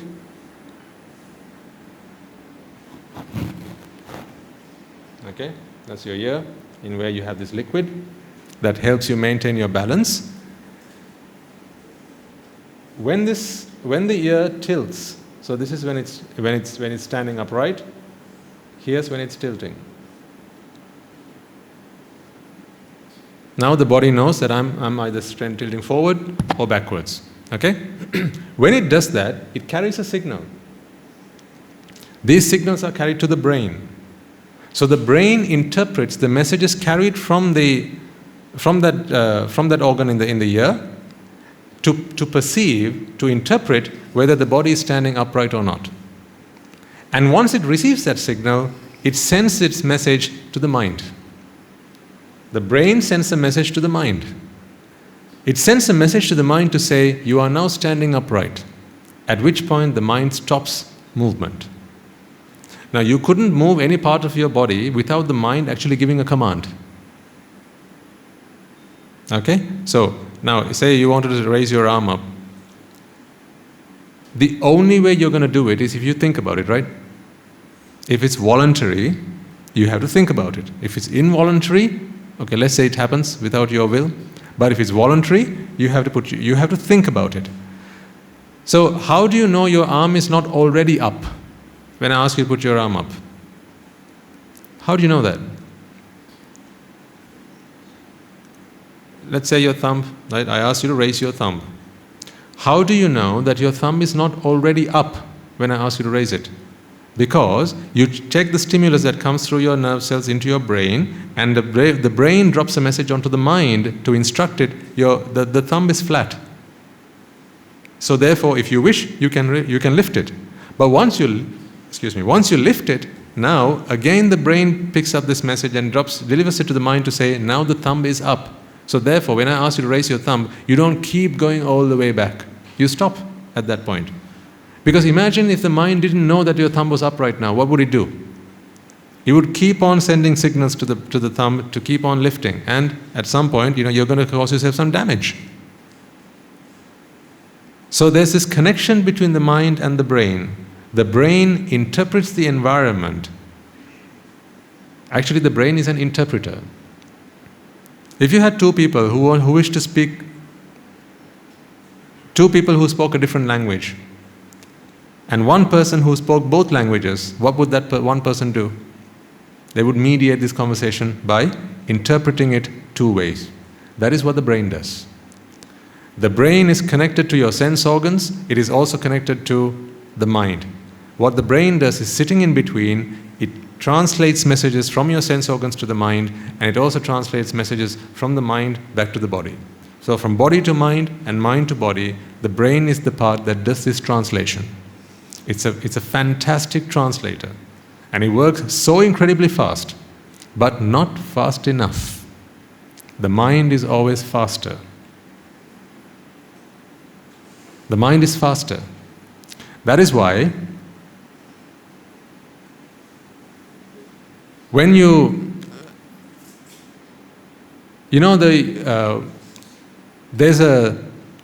when you have to listen to things, when you get to listen to things, there's always a moment, there's a gap between two sounds. There's a gap between two sounds. So there's a frequency difference. The mind makes up for that. The mind can make up for that. Because the ear doesn't pick up sound at the same rate that the mind can process. But the mind is very good at it, so therefore the mind fills up the gaps. Because the ear and the body is not fast enough for the mind. This is a much slower processor than the mind itself. But the mind is super fast. Coming back to this, I was going to explain to you why people can't stand up straight when they're drunk. And therefore the connection between the mind and the body. When the brain is intoxicated, when there's alcohol in the brain, now these chemical balances have completely gone AWOL, right? It's completely gone off. So these chemical balances, because they've gone all funny, right? The brain now sends all sorts of weird signals to the mind. If the brain's job it is to send signals to the mind based on what the sensory organs are bringing it, but because remember it's an interpreter, but when the interpreter goes mad, now what might happen? Then the message that is being translated is not the right one. Yeah, so let's say there's one guy, there's another guy here, and there's another guy here. Okay? Say he speaks Arabic. This guy speaks Chinese. This guy speaks both. Now he's the interpreter. Alright? What is the risk that the person who's speaking Arabic either gets or doesn't get to convey the message to the guy who speaks Chinese? What is the risk here? The interpreter. If the interpreter does a good job, then they will both speak, conveniently, and they will convey the message as expected. But if the interpreter starts either, mistranslating the message, or introducing things of his own, right? If he starts putting in his own ideas, his own thoughts into the message, now the message that is being translated is not the right one. This is like a man-in-the-middle attack, for those of you who are interested in computer science. Right? This message is now being altered. Okay? So the same thing happens when your brain gets intoxicated. The brain's job is to translate messages from the body to the mind. The body being this guy, the mind being this guy. The brain is the organ that does this translation. But what happens when the body or when the brain gets intoxicated is, it now introduces signals of its own. It now introduces messages of its own because there's alcohol in the brain. So messages that didn't come from the sense organs are now being introduced here. Therefore, that message is altered. It's adulterated. So what is put in here is not what is going out here. And therefore, backwards as well, what is going out here is not what's going out here. Therefore, when standing straight, what should the brain be telling the mind? I am standing straight. Yeah? But what does the brain actually tell the mind? You're not straight. So what happens, here's the question. What happens when you're standing straight and you think you're not standing straight? What do you try and do then? What do you try and do then? You try and stand straight, right? But you already stood straight. And then when you try to stand straight, what happens? You fall. Because you are straight, you are stood up straight, but you think you are not, and therefore you try and make an effort to stand up straight. Then what happens? You fall. That is why when someone is drunk, they can't stand up straight. Because their brain, which is intoxicated, introduces messages and signals of its own into this process, and therefore the sense organs or the body and the mind are not able to communicate properly. So that is the connection. Long story short, that is the connection of your brain and your mind. Without the brain, you couldn't survive. The mind wouldn't be able to do much at all. But without the mind, there's no point in having a brain. So the brain and the mind are not one. So here's where I want to bring our conversation to. The brain and the mind are not one. Okay? But the mind is not in the heart either. Otherwise you could ask the question, what happens when we do a heart transplant? Are we now getting the mind of the person to whom the heart belongs? This is why we come back to the statement I gave you last week. Let's not worry too much yet about where the mind lives. What is more important is how the mind works. Because it's not because suffering is not a result of not knowing where the mind lives. That is not what suffering is a result of. Suffering is a result of not knowing how the mind works. If suffering was a result of not knowing where the mind lives, then the Buddha's first instruction would be, here's where the mind lives.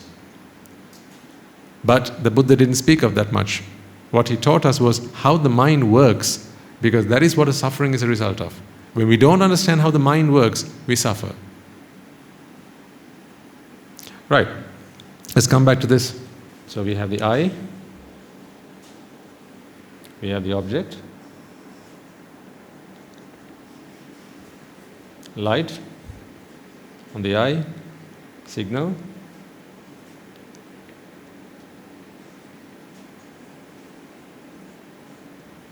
and the brain, and then we have the mind. Okay? So what the brain does is it interprets electrical signals. This is electrical energy. This was what energy?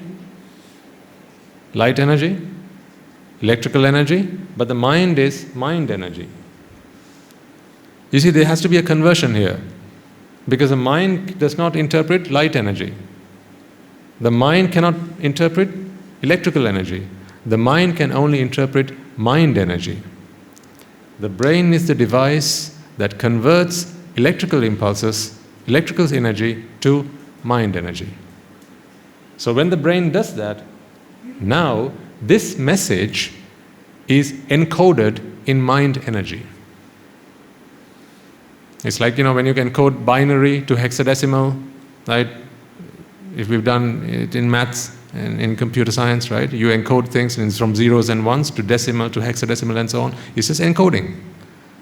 This is what's going on here. It's an encoding process. Ultimately, it's the mind that needs the eye, because the mind wishes to see. Is it the eye that wishes to see? Do your eyes want to see? No. Do your ears want to hear? No. Does your tongue want to taste? Certainly not. But the mind wishes to experience the outside world. There's a reason for that. I'll talk about that later. Why the mind wishes to experience the outside world. There's a reason for everything, ladies and gentlemen. Everything has a reason. Nothing is just so. Everything has a reason. When we start digging deeper and deeper and deeper, all this will become clear. This is a good juncture for me to remind you a little story, a conversation that happened between the great Thero Ananda and the Buddha. On one occasion, Ananda Thero, who was the Buddha's chief attendant, he walks up to the sea. So the two of them are stood together, and he looks out into the ocean, and he speaks to the Buddha, and he says, "Sir, Sire, I understand the Dhamma. As I have spent a lot of time with you now, I understand the Dhamma. The Dhamma is deep, the Dhamma is profound, and I understand it." And at this point the Buddha says, "Ananda, speak not so. You may have understood what you have understood, but the Dhamma is like the vast ocean." See, the funny thing about the ocean, ladies and gentlemen, is every step you take, you only know how deep it is where you are. But because the water is flat, it gives you the assumption that the water throughout the ocean is only as deep as where you are right now, does it not? That's a fantastic analogy. Because the water is always flat. It's not like when you look at the sea, the water rises up into the sky, right? To represent how deep it is not so. The water is always flat. So how deep is the sea? People still don't know exactly how deep the sea is, because it is only as deep as you can go in. So when you're at the sea, when you're on the beach, right, and just dipped your toes into the sea, or maybe you're ankle deep, because the water is flat, you think that the sea is only that deep. But keep walking further. Now you're knee deep. Now what do you think the water is? How deep it is? How deep is it? Knee deep. Keep walking further. Now you're up to your waistline. Now what is the impression that you get? That is how deep the water must be, because the water is flat. It is always flat. It always looks flat. So never come to the conclusion that the depth of the Dhamma is the depth to which I have understood it. It is deeper every step you take. The further you go, the deeper and the more profound it gets. But we don't need to go to the middle of the ocean to understand the teaching. That would be far too long for us to go. It is sufficient for us to go in just enough to bathe ourselves, to wash ourselves, and to cleanse ourselves. If we can go that far, that's far enough for us. A Buddha is someone who has gone the entire depth. He sees the entirety of the Dhamma. He sees it in its entire form and understood the Dhamma in its entirety. But we don't need to go that far. We just need to understand to the level to which we understand. But every day we make one step forward. So I mentioned that story because it's important here. Here what I'm trying to explain to you is I'm using a model to help you understand what the connection is between your sense organs, your body, and your mind. I just need you to understand for the time being, ladies and gentlemen, that the mind is an energy, and the mind's job is to perceive, but it cannot perceive if light was directly shown onto the mind. Say the mind was somewhere here, if you took a torch and shone some light on it, the mind would not have any clue what it was, because the mind does not understand that way. It has to come this way. Why so? Why is that? Because the mind only understands it in that coding. It has to come to the mind in that form. So you can't take this nerve signal, you can't take this nerve cell and plug it directly to the mind and expect the mind to understand that it has just seen something. It doesn't work like that either. Because you need the brain to translate this electrical signal to a signal that the mind understands. Does that make sense to everyone? So again, what does the mind do? It perceives. What does it perceive? The environment in which it is in. How does it perceive that?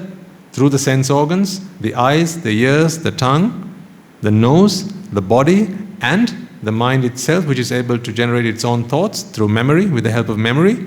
And when these 6 stimuli come through this path, With the last one, the thought, it doesn't have to come through the brain.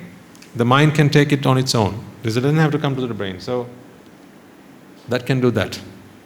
Memory, you don't need the brain for that. Or well, actually not memory, but thoughts itself, you don't need the brain for that.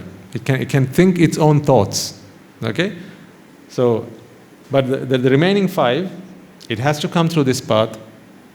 And the last one, the 6th one, it can do on its own.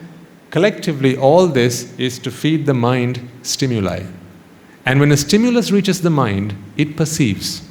The last thing I'm going to share with you today is what is this perception? What is the process of perception? I will stop with that for today because this is heavy. I know, I understand. This is heavy. It's unlike some of the things we've been talking about this far. Right? All the past weeks, I've been talking to you about what the sasana, who the Buddha is, what the Noble Triple Gem is, right? About giving and the gift of giving and all these sorts of things. Preparing you all the while to understand this. I was playing a game. And you didn't even know it. If I had said this to you the first day you came here, you wouldn't have come back for a second day. But now, at least 50% of this, you have started to make sense of. I know you understand it. You might feel like you haven't got much of it at all.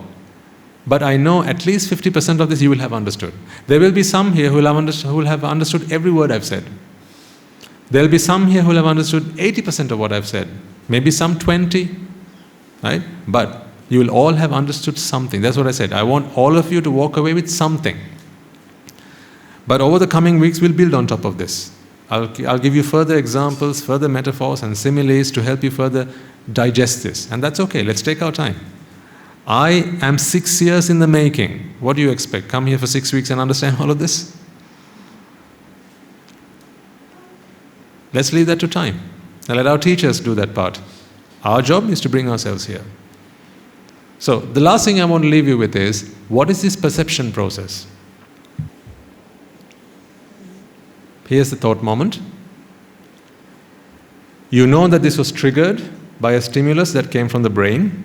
Okay, I'm talking about the event of seeing an object, a sight object. Okay? Somehow, there's a stimulus that comes here from the brain. This is the mind base, if you like. At the end of this process, you have perceived this. See, isn't this so wonderful? Something that is on the outside is perceived on the inside. It's almost like you're taking a photograph of it, isn't it? Inside each and every one of you is a system, is a process that can take that and put it inside. But not in this hard format, not in this hard physical structure, but in a very soft structure, which can even be put into memory. See how soft it must be? You can't put this into memory. It's heavy, it's physical, it's hard, it's rock solid. But you can take a fragment of this, you can take a figment of this, you can take an impression of this into your mind. That is the system that you have. This is what the mind can do. So by the end of this, your mind will have perceived the flower that it saw on the outside. And here's what happens to enable you to do that. This is the summation of 5 steps. I'm just going to briefly jot them on the board so you begin to start to work on this. But over the next many weeks and months, we will go into depth and understand each and every one of them. So please don't get worried by this mere sound or the sight of these words. Okay, this is not to throw you off. But I need to start somewhere. I need to explain to you these concepts. This is what the Buddha's arrival in the world was for, to teach us how we work. Here's what happens. You will have heard them in the Pali. I think you may have. One is called the Rupa. Heard of that? Vedana. Heard of that? Sanya. Yeah? Sankara. Finally, what's the last one? Vijnana. Pali again.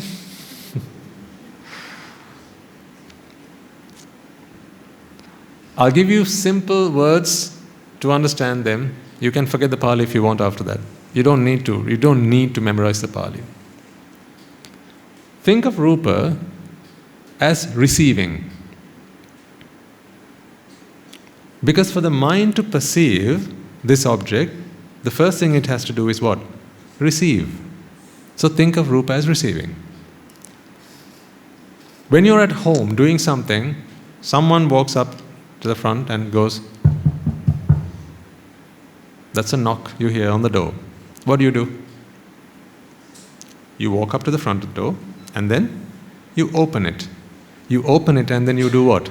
You receive them. That's what the mind does.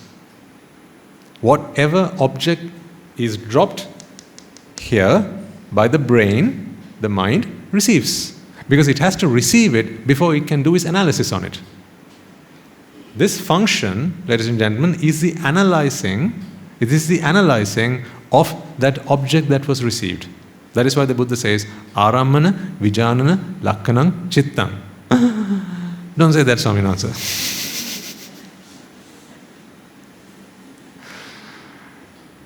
What that simply means is, the Buddha defines the mind as this. The Buddha says, the mind or the chitta, in his words, is the process of analyzing and understanding an object. See? Simple. So if you ask the Buddha, what is the mind? What is the mind actually? What is the mind? The Buddha's answer would be that. The mind is the process of understanding, analyzing, interpreting an object. Simple as. How simple is that? What did you think the mind was? This beast, untamable beast, like a dragon that has to be slain. No, the mind is so simple. It's simple when we explain to us simply. That is what the Buddha's job was, to explain to us such profound things, so deep things that we could never have understood on our own in words and language that we can understand. So right, here we go. This is what Rupa, or in English we can just say it as receiving. Receiving. You understand this verb receiving, right? Receive, to receive. When a delivery driver brings you something, you receive. That's what receiving does. Receive. Next we have Vedana.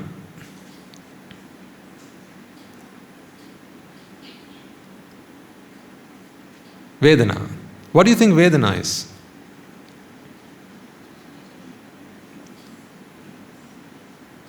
I can see most of you like this.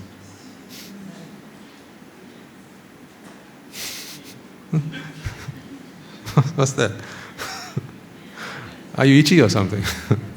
What is Vedana? Feeling. Feeling. Or sensing.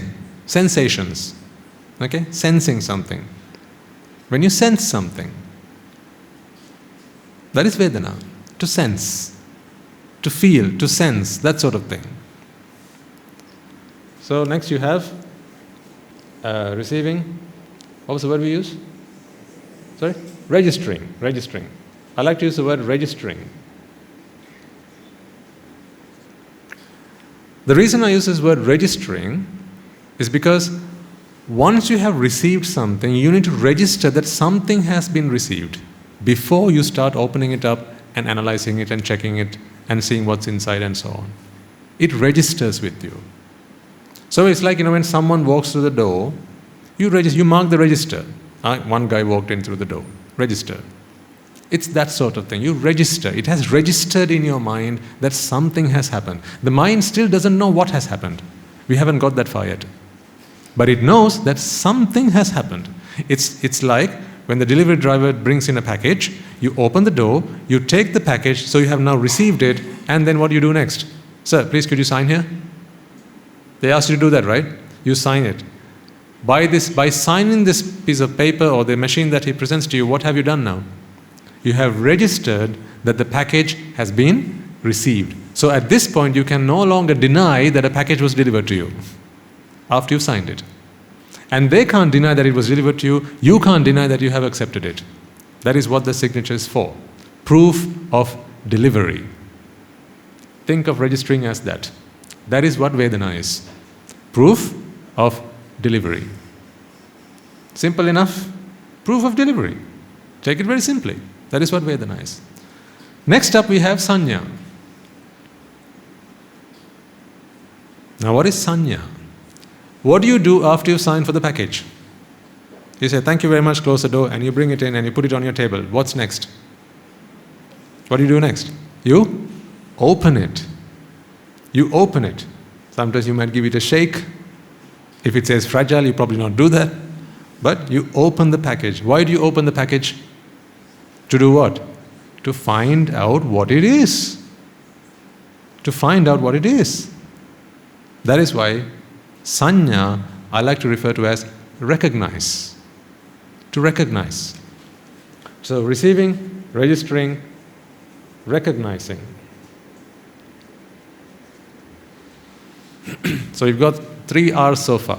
Receiving, which is Rupa, registering, which is Vedana, recognizing, which is Sanya. Right. So you open the package. Now you see it's some kind of device. Okay. Once you understand what it is, what do you do next? Okay, let's say it's a. Excuse me. Let's say it's my trusted pen. It's there here for everything. Thank you. So you have the pen. It's a pen. The package is a pen. Oh, what do you know? What do you know about the pen? What you can do with it is the next thing that comes to your mind, right? What you can do with it. Imagine you were given a gift for your birthday. You unwrap it, you find out what it is, and then you realize, this is useless. Why? I don't need this stuff. What is this? Why has my mother, I'm 25 years old. Why has my mother given me a doll? I don't want this. I'm not going to do anything with this. See, Sankara. What can be done with it? What are the things that can be done with it? When I show this to you, ladies and gentlemen, does it not immediately come to your mind that you can eat with this? I'm just jesting.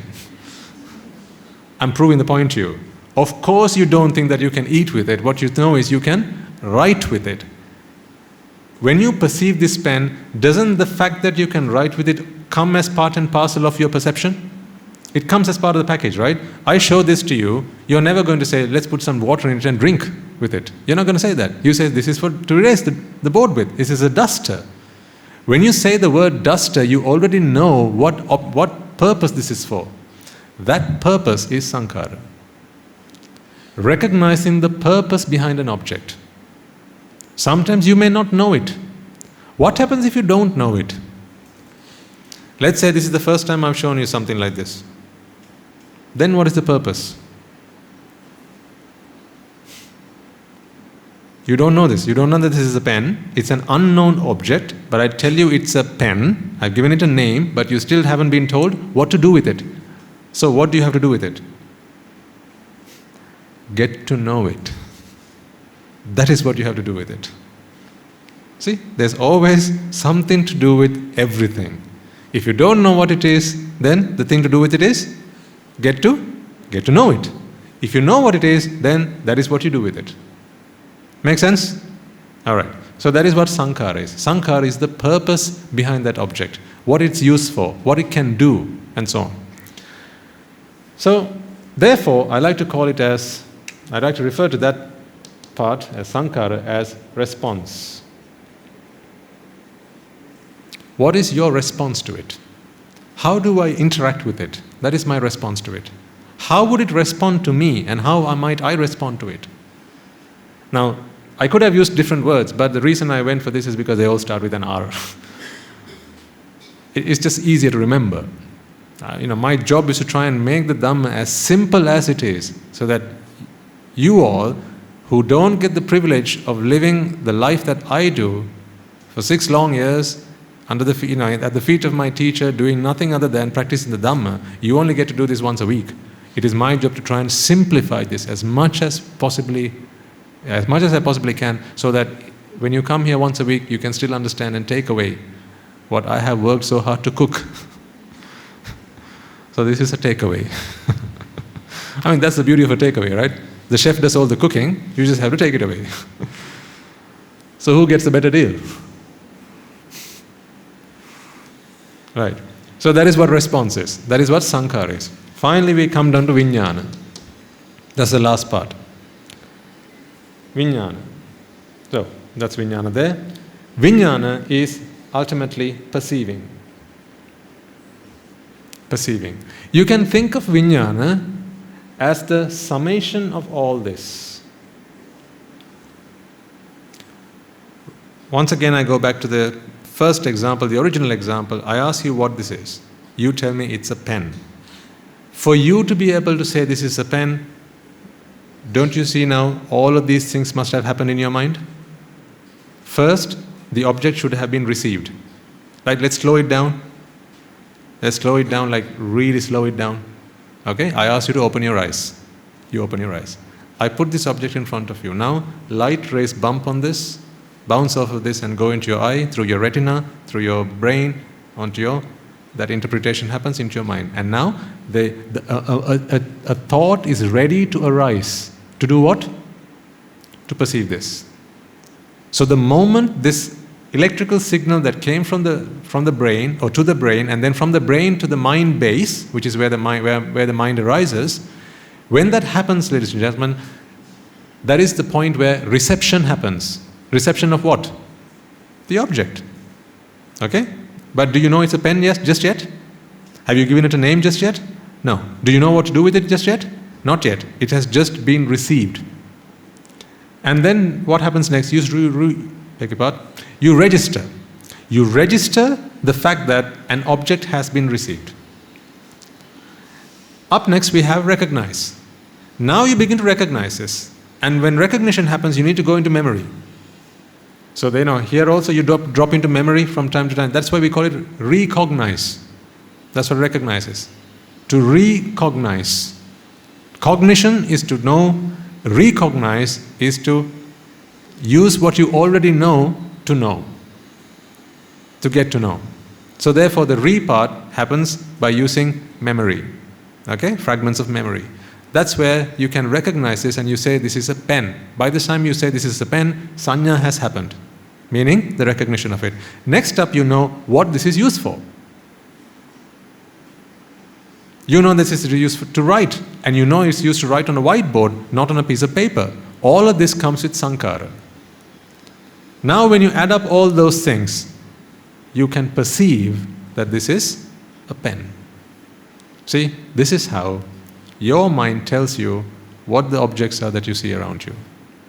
These are the steps that go on inside these machines, inside these bodies that you carry around with yourself, that tell you what is around you in your environment.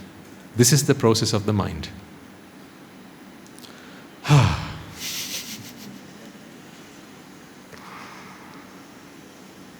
Does that make sense?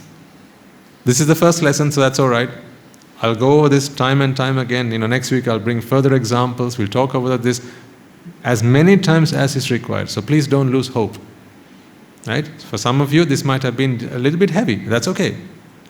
If this is the first time you've heard this, then it's only fair and reasonable if all of this didn't make sense to you, and that's fine.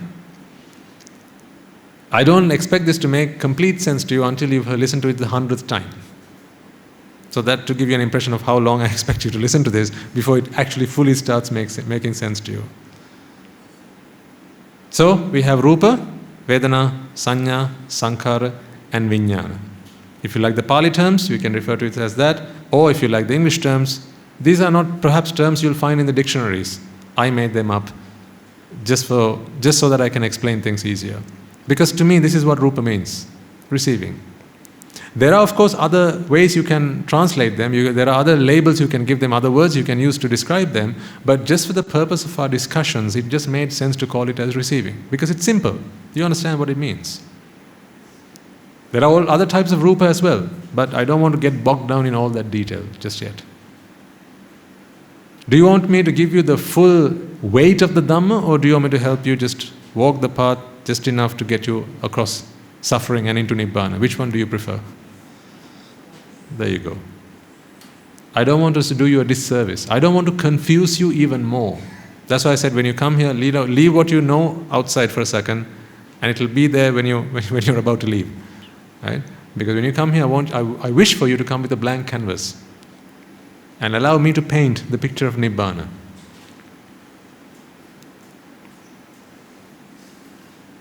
Right. So, in summary, in 5 minutes, let's just quickly summarize what we discussed today.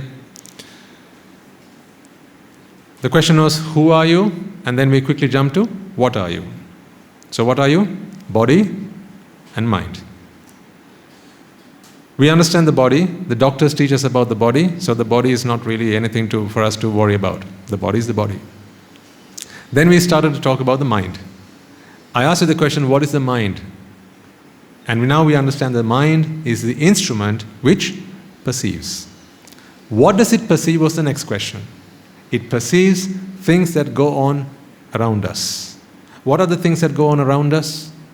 Sights, sounds, smells, taste, touch, and in addition to that, mind-driven thoughts. Okay? So these are the 5 or 6, whichever way you want to like to look at it, things that go on, and we call them all objects. So the things our eyes see, we call them sight objects. The things our ears hear, we call them sound objects. The things that are the taste that we experience through our tongues, we call taste objects, smell objects, and touch objects, or tactile objects, whichever way you look at it. And finally, thought objects, rather mana dhamma. Okay, so we can say aha rupa, kana shabda, rasa diva rasa, gandha nahaya or nasa, and kaya pottabba, Pali. Kaya pottabba and mana dhamma. So these are the 5 sense organs and the 5 sensory inputs. Make sense? Alright. Then we started looking at, okay, now we understand the objects. How does the mind perceive these objects? So then we took an analytical approach, a step-by-step approach as to how the mind perceives the objects that are put in front of it. You know that light cannot touch the mind because the light is a physical thing and the mind is an energy. Sound cannot touch the mind. This sound, the sound that you hear there, that cannot touch the mind. So it has to be translated. It has to be encoded in a way that the mind can perceive. That is what the brain helps us do. Through the brain as it goes, it is encoded into a language that the mind understands. And as soon as the mind touches, as soon as the mind base touches this object, you have receiving, where it is received, it is registered. Registering is just, the fact that something has happened. We don't know what has happened yet. Something has happened. The next question is, what is it that has happened? We go to recognizing. And once you know what has happened, the next thing to know is, what do I do with it? What is my response to it? How do I interact with it? That is sankhara. The culmination of all that, the amalgamation of all that, right, the totality of all that is your vijnana, meaning perception. How you perceive that. Now here's my homework for you for the week. Because I need you to practice this a few times over the course of the week so that when you come back the following week, this will not all be foreign to you.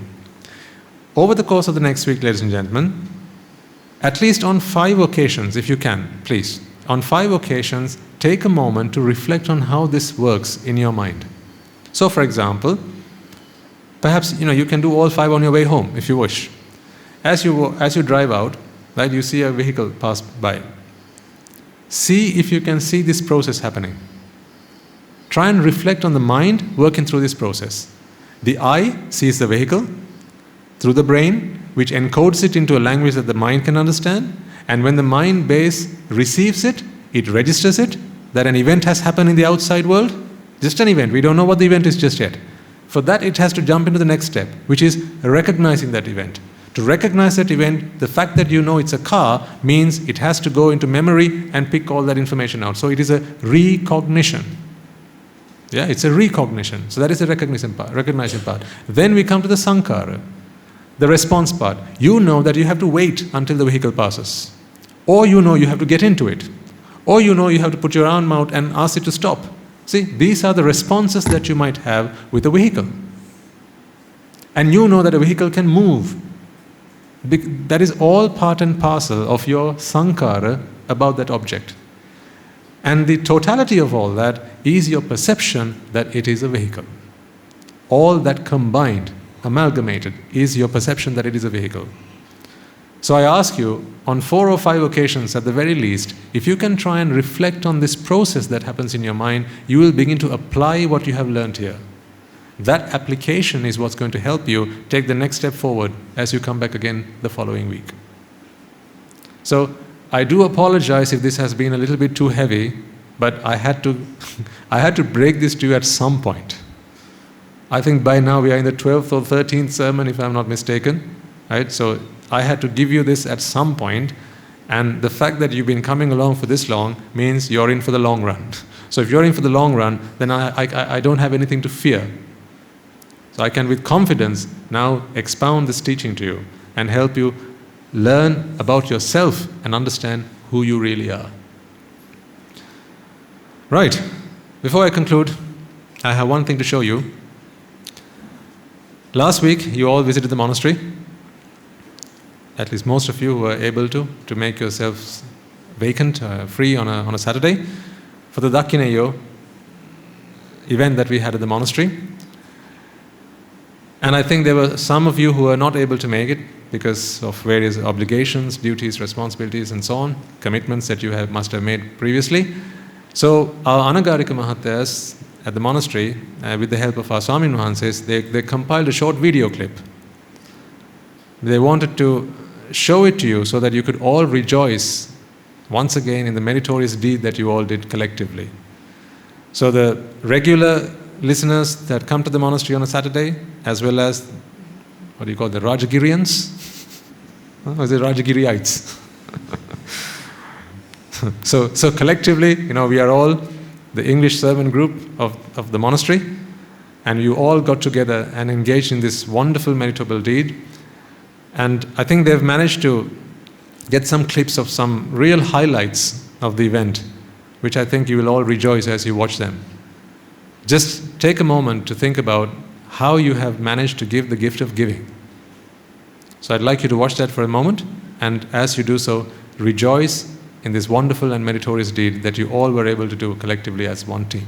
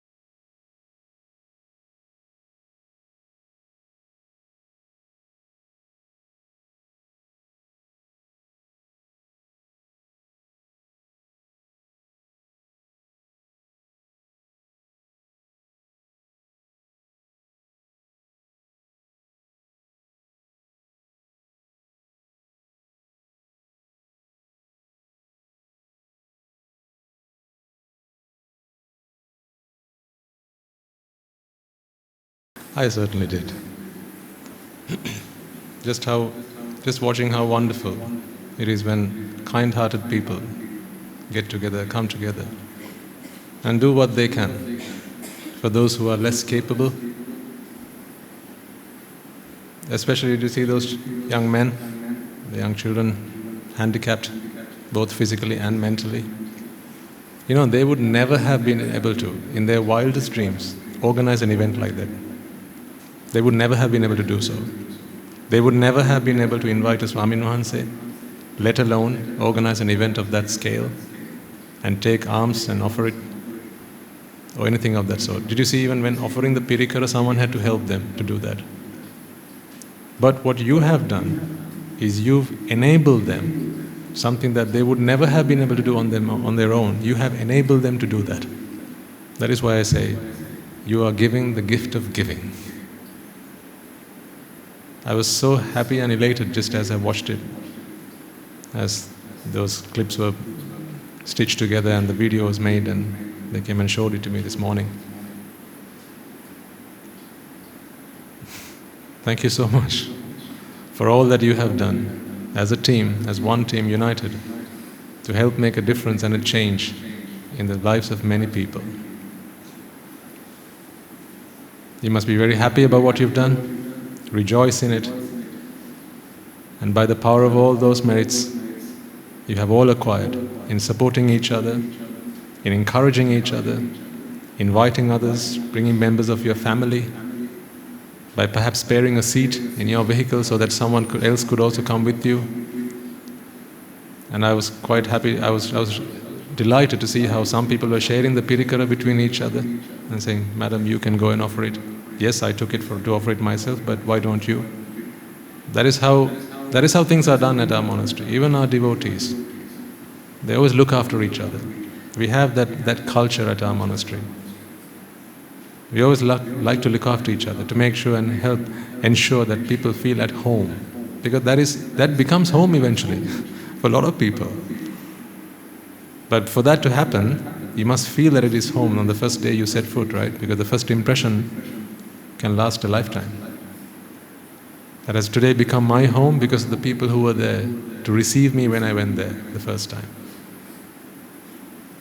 So from the bottom of my heart, wholeheartedly, I want to thank you all for embracing that opportunity, making the journey there, organizing the event, and making it possible for so many hundreds of people, each and every soul who came there, those who were visible and those who were invisible, all of them, to attain, to accrue all those merits in the hope that they could all attain the supreme bliss of Nibbāna. And may those thoughts that arose in your mind to help others to attain Nibbāna help you do the same in this very birth itself. All right, so we will bring the sermon to a close today. Let's do a transfer of merits and conclude today's session. First and foremost then, let us all remind ourselves how incredibly fortunate we are to be in receipt of the Lord Buddha's teaching, and with immense gratitude to the bhikkhus and bhikkhunis, upasikas and upasikas, who have since time immemorial protected and preserved the sublime teachings of the Buddha and passed it down through the generations of the noble lineage. Let us transfer these merits to all of them, and may they all rejoice in these merits. Let us also take a moment to transfer these merits to the members of the Mahasangha present throughout the world, including the chief prelates of all of the chapters who have dedicated their lives to the noble path and have committed themselves towards the betterment of all sentient beings. Let us also transfer these merits to my teacher, Guru Swamin Wahanse, as well as all the monks resident at the monastery and the anagarikas and anagarikas attached to the monastery.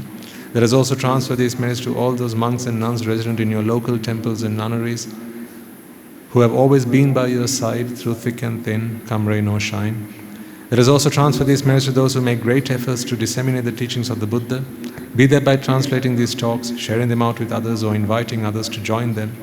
And may, by the power of these merits, if any of them have been born in the woeful plains, they redeem themselves and be born in the blissful plain. May they abstain from the unmeritorious deeds, fulfill the meritorious deeds, fulfill the noble eightfold path, and attain the supreme bliss of Nibbāna. Sadhu, sadhu, sadhu. Let us also take a moment to transfer these merits To our devotees and friends of the monastery, who for the sake of merits to help them attain the supreme bliss of Nibbāna, continue to sustain the Mahasangha. This includes everyone from those of you who provide for the construction of the monastery to those who provide the Mahasangha with shelter, alms, robes and medicines, as well as those who pass on their know-how and continue to extend their well wishes. May by the power of these merits they be healed of any physical and mental ailments and overcome any obstacles to their spiritual progress. May they abstain from the unmeritorious deeds, fulfill the meritorious deeds, fulfill the noble eightfold path, and may they all attain the supreme bliss of Nibbāna. Sadhu, sadhu, sadhu. Let us also take a moment to transfer these merits to our mothers and fathers, husbands and wives, brothers and sisters, sons and daughters, grandparents, uncles, aunts, cousins, nephews and nieces, our friends, our acquaintances, our elders, our teachers, those who have supported us, assisted us and helped us in any way, shape or form that is available and possible to them. May they all rejoice in these merits, and by the power of these merits, may they be healed of any physical and mental ailments and overcome any obstacles to their spiritual progress. May they abstain from the unmeritorious deeds, fulfill the meritorious deeds, fulfill the noble eightfold path, and may they all attain the supreme bliss of Nibbāna. Sadhu, sadhu, sadhu. Let us also take a moment to transfer these merits to the Devas and Brahmas, spirits and demons, primarily the Sakadeva, as well as all the numerous gods and deities who are committed to fulfill and protect the Sambuddha Sasana. Let us transfer these merits to our guardian deities who keep a watchful eye over us and keep us out of harm's way. May they prosper in divine power and wisdom. May they abstain from the unmeritorious deeds, fulfill the meritorious deeds, fulfill the noble eightfold path, and may they all attain the supreme bliss of Nibbāna. Sadhu, sadhu, sadhu. Let us also take a moment to transfer these merits to our loved ones, those who have passed away in our names, our ancestors and those who have predeceased us. May they all rejoice in these merits. Let us also transfer these merits to those who sacrifice their lives to protect the peace and harmony of our nation, to the members of the armed forces as well as the police force, as well as those who might have lost their lives in the war, be their friend or foe. Let us also transfer these merits to those who might have lost their lives in natural disasters such as the tsunamis and earthquakes, landslides, forest fires, blizzards, and pandemics, reminding ourselves that among them will be those who have been friends and family to us in this infinitely long journey of samsara, those who will have been mothers and fathers to us, those who will have supported us, assisted us, looked after us, provided for us. May they all rejoice in these merits, and by the power of these merits, if any of them have been born in the woeful plains, they redeem themselves and be born in the blissful plain. May they abstain from the unmeritorious deeds, fulfill the meritorious deeds, fulfill the noble eightfold path, and may they all attain the supreme bliss of Nibbāna. Sadhu, sadhu, sadhu. And finally, may by the power and blessings of all the merits we have acquired throughout the day, we be able to witness the advent of many hundreds of thousands of arahants on this blessed land. And finally, may you and I, and everyone who's helped make this program a success, become a Rahatun Vahanse, an Arahat Theranin Vahanse, in this very life itself, and in the era of the Gautama Supreme Buddha itself. Sadhu, sadhu, sadhu. May the blessings of the Noble Triple Gem be with you all. The members of the Mahasangha will transfer their blessings to you now. Raga ginnen midatva Dvesha ginnen midatva Moha ginnen midatva Nibbāna parama sukhayan Sukhita taravetva Nibbāna parama sukhayan Sukhita taravetva Nibbāna parama sukhayan Sukhita taravetva Mamada siyalu loka siyalu satvayo Nibbāna parama sukhayan Sukhita taravetva Nibbāna parama sukhayan Sukhita taravetva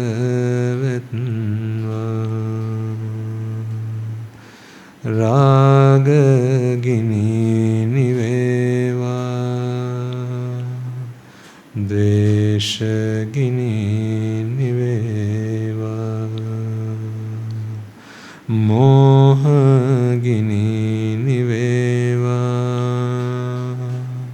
නිවන් සැප ලැබේවා නිවන් සැප ලැබේවා නිවන් සැප ලැබේවා තුන්රුවන්ගේ සුවිසි අනන්ත මහා ගුණ බැලෙන් සීල ලෝක සීල සත්වයෝම නිබ්බාන පරම සුඛයෙන් සුගතිතර වෙත්වා සාදු සාදු සාදු